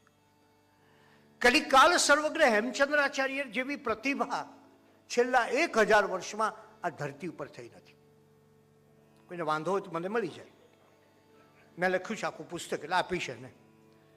1000 વર્ષમાં થઈ નથી. દુનિયાનું કોઈ પણ જ્ઞાન એમનાથી દૂર નથી. અને કેવા સાધુ મહાત્માઓ, કેવી એમની સાધુતા. કોઈ કલ્પના કરીને ત્યારે આપણને એમ થાય શું હશે. રાત્રે કોઈ દીવાબત્તી હોય નહીં, કશું જ નહીં, આખી રાત ચિંતન ચાલે. સવારમાં હેમચંદ્રાચાર્ય આવે ને બધા લૈયાઓ બેઠા હોય અને હેમચંદ્રાચાર્ય એ લખાવતા જાય. પહેલા ગ્રંથનું પહેલું વાક્ય, બીજાની પાસે બીજા ગ્રંથનું પહેલું વાક્ય, ત્રીજાની પાસે ત્રીજા ગ્રંથનું પહેલું વાક્ય. કારણ ઉતાવળ છે. 40 લૈયાઓ બેઠા હોય અને 40 ગ્રંથોનું એક સાથે સર્જન થતું હોય. આ શક્તિ છે જૈન સાધુની. અને તમે કલ્પના તો કરો, 6 ધોરણ ભણેલા સામાન્ય કણબી પટેલનો છોકરો બુદ્ધિસાગર બેચર દાસ, એ બુદ્ધિસાગર બની અને 110 ગ્રંથોથી વધારે ગ્રંથોની રચના કરે અને સંસ્કૃતમાં, પ્રાકૃતમાં, ગુજરાતીમાં કોઈ કાવ્યો રચે, કોઈ ગઝલ રચે. આ જૈન સાધુની અદ્ભુત વસ્તુ છે. અરે હમણાંની વાત કરું, જંબુ વિજયજી મહારાજ, આપ સૌ જાણો છો કે એ જંબુ વિજયજી મહારાજ 15 ભાષાઓ જાણે અને 15 ભાષાઓ જાણ્યા પછી એમને ખબર પડી કે તિબેટની અંદરની જૂની તિબેટી ભાષામાં આગમશાસ્ત્રોના મૂળ શબ્દો મળે છે. એટલે એમને જૂની તિબેટી ભાષા ભણવાનું શરૂ કર્યું. જૂની ભાષા. આ જૈન સાધુઓ છે જેમને અમને યાદ કરીએ એટલે આપણું મસ્તક આમ આનંદથી પ્રફુલ્લિત થઈ જાય. અને ત્યારે જ્યારે ગૌતમ સ્વામી એમની પાસે બેસે છે ત્યારે જન્મ જન્માંતરનો સ્નેહનો તંતુ છે. આ અંતિમ ભવે ચરમ સીમાએ પહોંચ્યો છે. અને જ્યારે મહાવીરને કોઈ સંદેશ વાહક મોકલવાની જરૂર પડે ત્યારે ગૌતમને જ મોકલે છે. 63 શલાકા પુરુષ ચરિતમાં કલિકાલ સર્વગ્ર હેમચંદ્રાચાર્ય મહારાજે ગૌતમ સ્વામીની ચર્યા, ગૌતમ સ્વામી પોતાનો દિવસ કઈ રીતે પસાર કરતા અને રાત કઈ રીતે પસાર કરતા એનું વર્ણન કર્યું છે. દિવસના પ્રથમ પ્રહરે મહાવીર સ્વામી દેશના પૂરી કરતા. ગૌતમ સ્વામી ભગવાનની પાદપીઠ ઉપર બેસીને બીજા પ્રહરે દેશના આપતા અને ભગવાનનો ધર્મોપદેશ સૌને સરળ રીતે સમજાવતા. ગુરુ જેવા જ શરીરથી પ્રભાવશાળી, જ્ઞાનથી પણ પ્રભાવશાળી એવા ગૌતમ, સ્વભાવ એવો કે સૌને વશ કરી લે તેવા ગૌતમ. કેવા ગૌતમ? સરળતા, વત્સલતા, કરુણામયતા અને નિખાલસતા ધરાવતા ગૌતમ. મહાવીરના સંઘના સ્થવીર, મુખ્ય વડીલ સંઘની આખું ધ્યાન રાખે. સૌને સાચવવાની, સુધારવાની અને શીખવવાની એમની પદ્ધતિ પણ અનોખી. વગર બોલે સૌના સંશયો છેદાઈ જતા અને સૌને વ્રત અને નિયમમાં પ્રેરણા મળે એવું એમનું જીવન હતું. કેવી ઉગ્ર તપશ્ચર્યા હતી એમની. છઠના પારણે છઠ કરે, 2 દિવસનો ઉપવાસ, પછી પારણો અને પાછો ફરી 2 દિવસનો ઉપવાસ. અને એવી તપશ્ચર્યાને કારણે એ લબ્ધિ નિધાન તરીકે પ્રસિદ્ધ થયા. ગૌતમ સ્વામીની લબ્ધિ વિશે પછીના ગ્રંથોમાં ઘણી વાતો મળે છે. મારે આપણે એટલું જ કહેવું છે કે આ લબ્ધિને કૃપા કરીને ચમત્કાર માનશો નહીં. આ લબ્ધિ એ તો જીવનમાં એક આધ્યાત્મિક મસ્તીથી આપોઆપ સર્જાઈ જતી હોય છે. મહાન ચરિત્રો તમે જુઓ ત્યારે ખ્યાલ આવશે કે માણસની અંદરની મસ્તી એવી હોય, માણસના અંદરનો આનંદ એવો હોય, માણસનું દર્શન એવું હોય, માણસની ભાવિ દ્રષ્ટિ એવી હોય કે આપોઆપ એ બોલે અને સાચું પડી જાય. અને માટે કોઈ ચમત્કાર કરવાની જરૂર નથી. આ ચમત્કાર એ તો ઉપજાવી કાઢેલી ભ્રમજાળ છે. અને એટલે જ ગૌતમ સ્વામી પાસે જે કંઈ લબ્ધિ હતી એ માત્ર યોગ સાધના અને આત્મ સાધના માટેની હતી. એમને ક્યારેય ક્યાંય આ વૃદ્ધિ સિદ્ધિ કે લબ્ધિની વાત નથી કરી. કારણ કે એ તો જીવનમાં સાધના કરો, તપશ્ચર્યા કરો અને આપોઆપ મેળવો. વૃદ્ધિ એટલે વૈભવ, ઐશ્વર્ય, સંપત્તિ, આ બધી વસ્તુઓ. સિદ્ધિ એ યોગની શક્તિ અને લબ્ધિ એ એનાથી પણ ઊંચી શક્તિ. ભગવતી સૂત્ર, પ્રશ્ન વ્યાકરણ અને પન્નાવાળા સૂત્રમાં લગભગ 28 જેટલી ગૌતમ સ્વામીની લબ્ધિઓની વાત મળે છે. અને ત્યારે એ ગૌતમ સ્વામી, આપ જાણો છો કે એમણે એમના જીવનમાં માત્ર 2 વાર લબ્ધિનો ઉપયોગ કર્યો છે. એક, ચારણ લબ્ધિના બળે વાયુ વેગે સૂર્યના કિરણો પકડીને ઉપર જવા માટે, અને બીજો, જેને માટે આપણે અંગૂઠે અમૃત વસે કહીએ છીએ, 1500 તાપસોના એક પાત્રમાં ખીર લઈને અંગૂઠો પાત્રમાં રાખી એમને પારણું કરાવ્યું. આ 2 જ વખત એમણે આ લબ્ધિનો ઉપયોગ કર્યો છે. અને ત્યારે એમના વિશે ઘણું મળે છે એમની લબ્ધિમાં કે હાથનો સ્પર્શ થતાં સૌના દુઃખ દૂર થઈ જતા. અને ગૌતમ સ્વામીમાં એટલી વત્સલતા હતી કે નાનામાં નાનો સાધુ કે બીમારમાં બીમાર માણસ એ પણ એમની પાસે આવી અને એ વત્સલતાથી એનું આરોગ્ય પ્રાપ્ત કરતો હતો. એ એક ઇન્દ્રિયથી બીજી ઇન્દ્રિયનું કામ લઈ શકતા એવી લબ્ધિ હતી એમની પાસે. ધરતી પર ચાલતા હોય તેટલી જ સહેલાઈથી આકાશ ગમન કરી શકતા. અષ્ટાપદ પર્વત આપ સૌ જાણો છો, એ આકાશ ગમન કરી શકતા. સામી વ્યક્તિના મનને જાણવું, દૂર દૂરની ઘટનાઓ જાણવી, આ બધી વસ્તુઓ એમની પાસે હતી. સૂર્યના કિરણોને આધારે દુર્ગમ પહાડ પર જઈ શકતા અને પહાડને એ કિરણોથી ઓળંગી પણ શકતા. ઈશારા માત્રથી ઝેરને દૂર કરી શકતા. અંતરના વેદક તેજથી તેઓ એ બહાર એમનું અંતરનું તેજ બહાર કાઢતા. એમના અંગૂઠામાંથી અમૃતની વર્ષા હતી. અને એવી અનેક લબ્ધિઓનું વર્ણન આપણા શાસ્ત્ર ગ્રંથોમાં મળે છે. પણ સૌથી મોટી વાત એ છે કે એ લબ્ધિઓનો ક્યારેય એમણે પોતાના અંગત પેલા માટે ઉપયોગ કર્યો નથી. માત્ર જીવનમાં 2 જ લબ્ધિઓનો ઉપયોગ કર્યો છે. અને એટલે જ એમને સતત એક રટણા હોય છે કે ઉચ્છવાસે, સુંદરમાં બહુ સરસ એક જગ્યાએ કહ્યું છે કે ઉચ્છવાસે નિશ્વાસે મારી એક જ રટણા હો, તું મુજમાં તુજ ધામ રચી જા, એ શુભ ઘટના હો. તારું ધામ, મહાવીર તારો વિચાર, મહાવીર તારી વાત, મહાવીર તારું દર્શન એ મારા હૃદયમાં આવે એ કારણ છે. અને એને પરિણામે બન્યું એવું કે જ્યારે જ્યારે મહાવીરને કોઈ પ્રશ્ન આવે કે ક્યાંક જવાનું હોય ત્યારે એ કામ કરતા. મારી દ્રષ્ટિએ પાર્શ્વનાથ ગંગા છે, મહાવીર યમુના છે, તો ગૌતમ સ્વામી એ પ્રયાગ છે, જ્યાં ગંગા અને યમુના ભેગા થાય છે. પાર્શ્વનાથ ભગવાન પછી 250 વર્ષે બરાબર મહાવીર સ્વામી થયા, 250મા વર્ષે. અને એ 250મા વર્ષે થયા ત્યારે પાર્શ્વનાથની 2 વાત આપને કહું. એક વાત, ભગવાન મહાવીરનું કુળ એ પાર્શ્વનાથના સંપ્રદાયને માનનારું હતું. અને એટલે જ ભગવાન મહાવીરના પિતા રાય સિદ્ધાર્થ પોતાની અંતિમ વેળાએ જય પાર્શ્વ પ્રભુ, જય પાર્શ્વ પ્રભુ બોલ્યા હતા. અને સ્વજનો, તમને આશ્ચર્ય થશે કે ભગવાન બુદ્ધનું કુળ પણ શુદ્ધોદન પિતા એમના એ પણ પાર્શ્વનાથના અનુયાયી હતા. આમ પાર્શ્વનાથની એક આખી પરંપરા ભારત વર્ષમાં વ્યાપેલી હતી. અને એક જ નિગ્રંથ ધર્મ, જેમાં એક ભગવાન પાર્શ્વનાથ અને બીજા ભગવાન મહાવીર સ્વામી. બન્યું એવું કે પાર્શ્વનાથે 4 વ્રતની વાત કરી અને મહાવીર સ્વામીએ 5 વ્રતની વાત કરી. અહિંસા, સત્ય, અસ્થેય ને અપરિગ્રહ. મહાવીર સ્વામીએ એમાં 5મું વ્રત ઉમેર્યું, બ્રહ્મચર્ય. અને પછી હતી તો આ નિગ્રંથ ધર્મની જ બે શાખાઓ, પણ આપણે જ્યારે મતભેદને ખોલવા બેસીએ ને એટલે પછી વાત ન પૂછો. એટલે એ રીતે પાર્શ્વનાથ ભગવાનની પરંપરાના વડીલ એ કેશીકુમાર શ્રમણ હતા. પોતાના શ્રમણ સંઘ સાથે શ્રાવસ્તી નગરમાં વિહાર કરતા કરતા તિંદુક ઉદ્યાનમાં પધાર્યા હતા.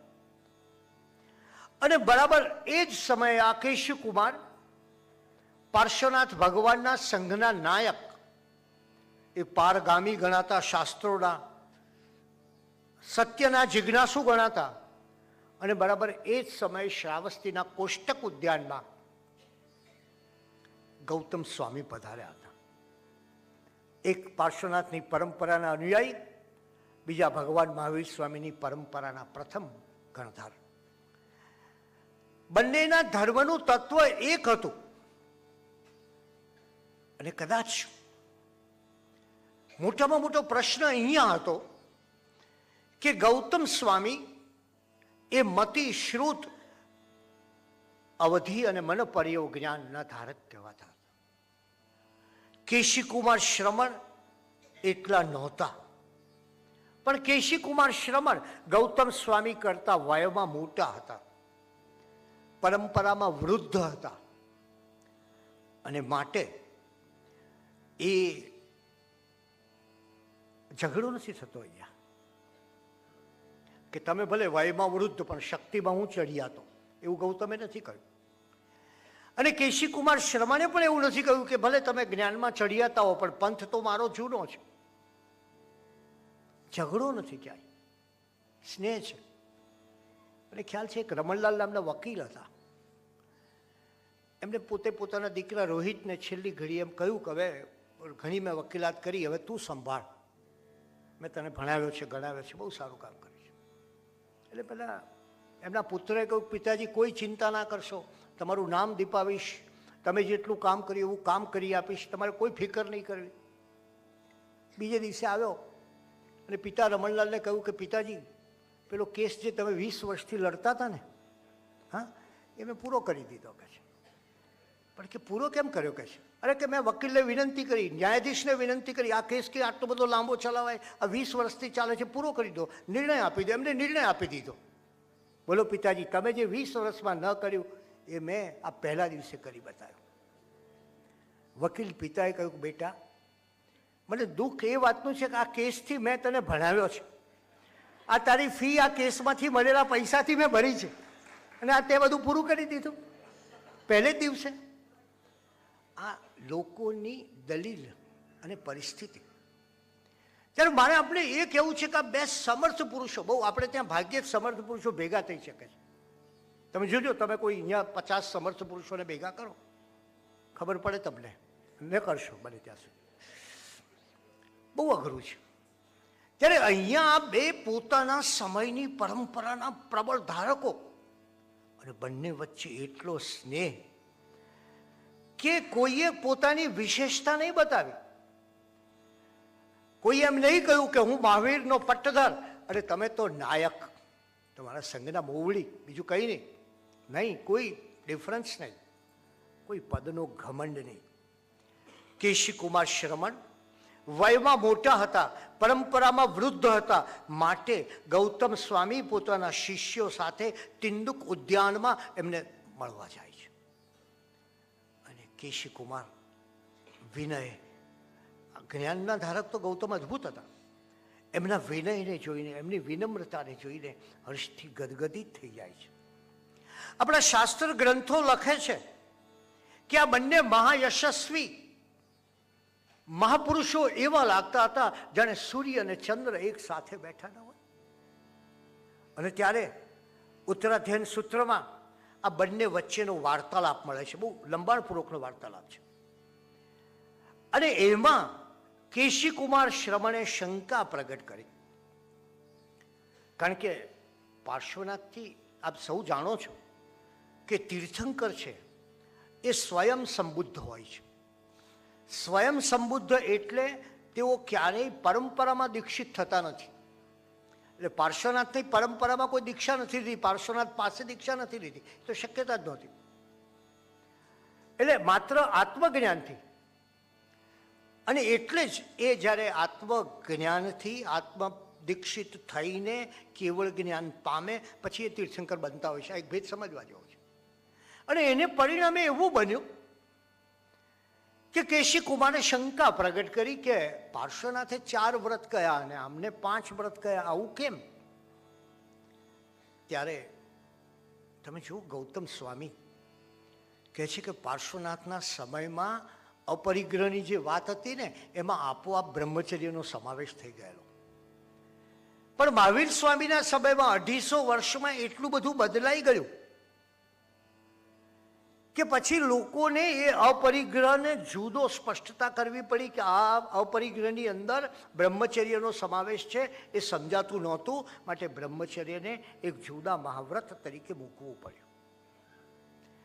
એટલે આ સમય અને એનું કારણ શું હતું? શા માટે મહાવીર સ્વામીએ 4ની જગ્યાએ 5 વ્રત કર્યા? એમનો હેતુ તો એક જ હતો, આત્માને નિર્મળ બનાવવો, જે પાર્શ્વનાથનો હેતુ હતો. બીજો વસ્ત્રની વાત થાય છે ત્યારે કહે છે કે પાર્શ્વનાથના સમયમાં વસ્ત્રોની સાધુઓને આસક્તિ નહોતી, અને માટે એ આસક્તિ ન હોવાને કારણે અચેલક ધર્મ તરફ ભાર હતો. મહાવીરના સમયમાં આસક્તિ હતી માટે વસ્ત્રની વાત કરી. આ સમયના પરિવર્તનને કારણે સમય સમય બળવાન હૈ નહીં મનુષ્ય બલવાન, કાબે અર્જુન લૂંટ્યો વહી ધનુષ વહી બાણ. મહાભારતે જે કહ્યું એ અહીંયા છે કે આ સમયનું પરિવર્તન થયું ત્યારે લોકોના ચિત્તને એ વાત યોગ્ય રીતે ઠસાવવા માટે આ કર્યું છે. અને ત્યારે તમે જુઓ કે આ સમયે બંને પરંપરાના શ્રાવકો ઉપસ્થિત હતા, શ્રમણો સાધુઓ ઉપસ્થિત હતા, ધર્માવલંબીઓ ઉપસ્થિત હતા. અરે શાસ્ત્ર ઉત્તરધ્યન સૂત્ર તો કહે છે દેવ દાનવ યક્ષ રાક્ષસ અને કિન્નર પણ અદ્રશ્ય રૂપે હાજર હતા. એમની જિજ્ઞાસા હતી, એમને કુતૂહલ હતું. ઘણાને એવું એ કુતૂહલ હોય કે બે કેટલું ઝઘડે છે તો જોઈએ, બરાબર? કોઈ પેમ્ફલેટ બહાર પાડ્યું કે ન પાડ્યું એમ કુતૂહલ હતો. અને ત્યારે આ બંને તમે જો કેવા એક મહાન પરંપરાના ધારકો છે કે બંને એક સંવાદ રચે છે. અને ગૌતમ સ્વામીએ જે વાત કરી કે આ તો સમય કાળનું બળ છે અને કાળના બળને કારણે કરવામાં આવ્યું છે, બાકી તો આ એક જ વૃક્ષ, એક જ એનું થડ અને આ 2 ડાળીઓ છે, આવો ભેગા થઈ ગયા. અને એટલે ગૌતમ સ્વામીની વાણી સાંભળી કેશી કુમાર શ્રમણ અને એમના શિષ્યો ભગવાન મહાવીરના પ્રતિક્રમણ અને 5 મહાવ્રતવાળા ધર્મનો સ્વીકાર કરે છે. આ જૈન દર્શનની વ્યાપકતાની વાત મારે આપને કરવી છે. જે વ્યાપકતા કદાચ આપણે એનાથી દૂર ગયા છીએ એ વ્યાપકતાની વાત છે. અને ત્યારે આપણે આ ધર્મની જે વાત કરીએ, એમાં જે પ્રશ્નોની વાત કરીએ, એમાં જે ગૌતમ સ્વામીના વાત્સલ્યની વાત કરીએ, એ એક વાત્સલ્યનો પ્રસંગ મને સ્મરણમાં આવે છે, એ આપને કહું છું. અને એ સમયે આવશ્યક હરિભદ્રી અને દશાશ્રુત સ્કંધમાં આ પ્રસંગ છે.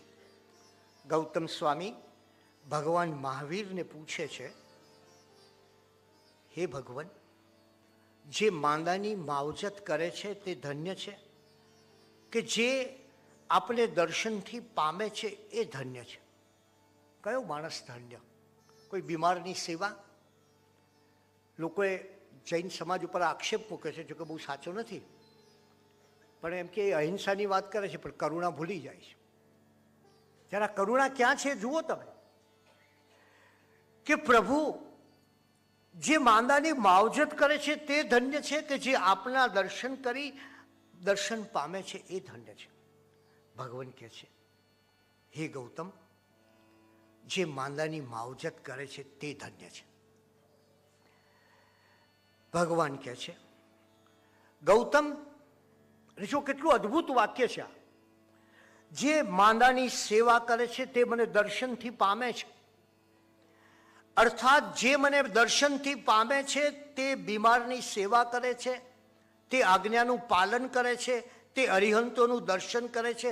માટે જ હે ગૌતમ, હું એમ કહું છું કે જે માંદાની માવજત કરે છે તે મને દર્શનથી પામે છે. વિચાર કરો ભવ્યતાનો.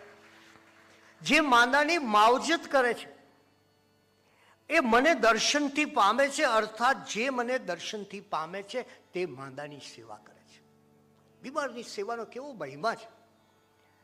અને એટલે જ ભગવાનની આ એક મહત્વની વાત આ છે કે ગૌતમે જે વાત્સલ્યની વાત કરી, ગૌતમે એ પણ પૂછ્યું છે કે કયા કારણસર જીવ સ્વર્ગમાં જાય છે અને કયા કારણસર જીવ નર્કમાં જાય છે. જોકે એ હું આજે નહીં કહું, આવતીકાલ ઉપર રાખીશ. આ બધા ઘણા પ્રશ્નો એને પૂછ્યા છે અને એ પ્રશ્નોના ઉત્તર આપીને મારે આપણે એ કહેવું છે કે ભગવાન મહાવીર સ્વામી અને ગુરુ ગૌતમ સ્વામીની જે એક વાત છે, એમના જે વર્તમાન સમયના આગમોનો પ્રારંભ ગૌતમ સ્વામીના નામોલ્લેખથી થાય છે. ઉત્તરાધ્યયન સૂત્રનું પ્રમાદ નામનું એક અધ્યયન, એનો પ્રારંભ પહેલેથી છેલ્લે સુધી સમયમ ગોયમ મા પમાયથી થાય છે.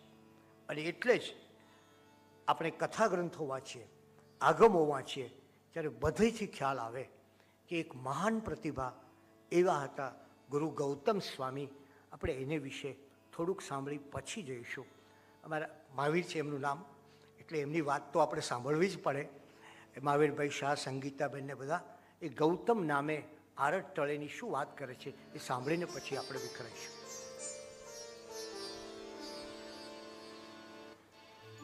ગુરુ ગૌતમ, ગુરુ ગૌતમ, ગુરુ ગૌતમ, ગુરુ ગૌતમ, ગુરુ ગૌતમ, ગુરુ ગૌતમ, ગુરુ ગૌતમ, ગુરુ ગૌતમ.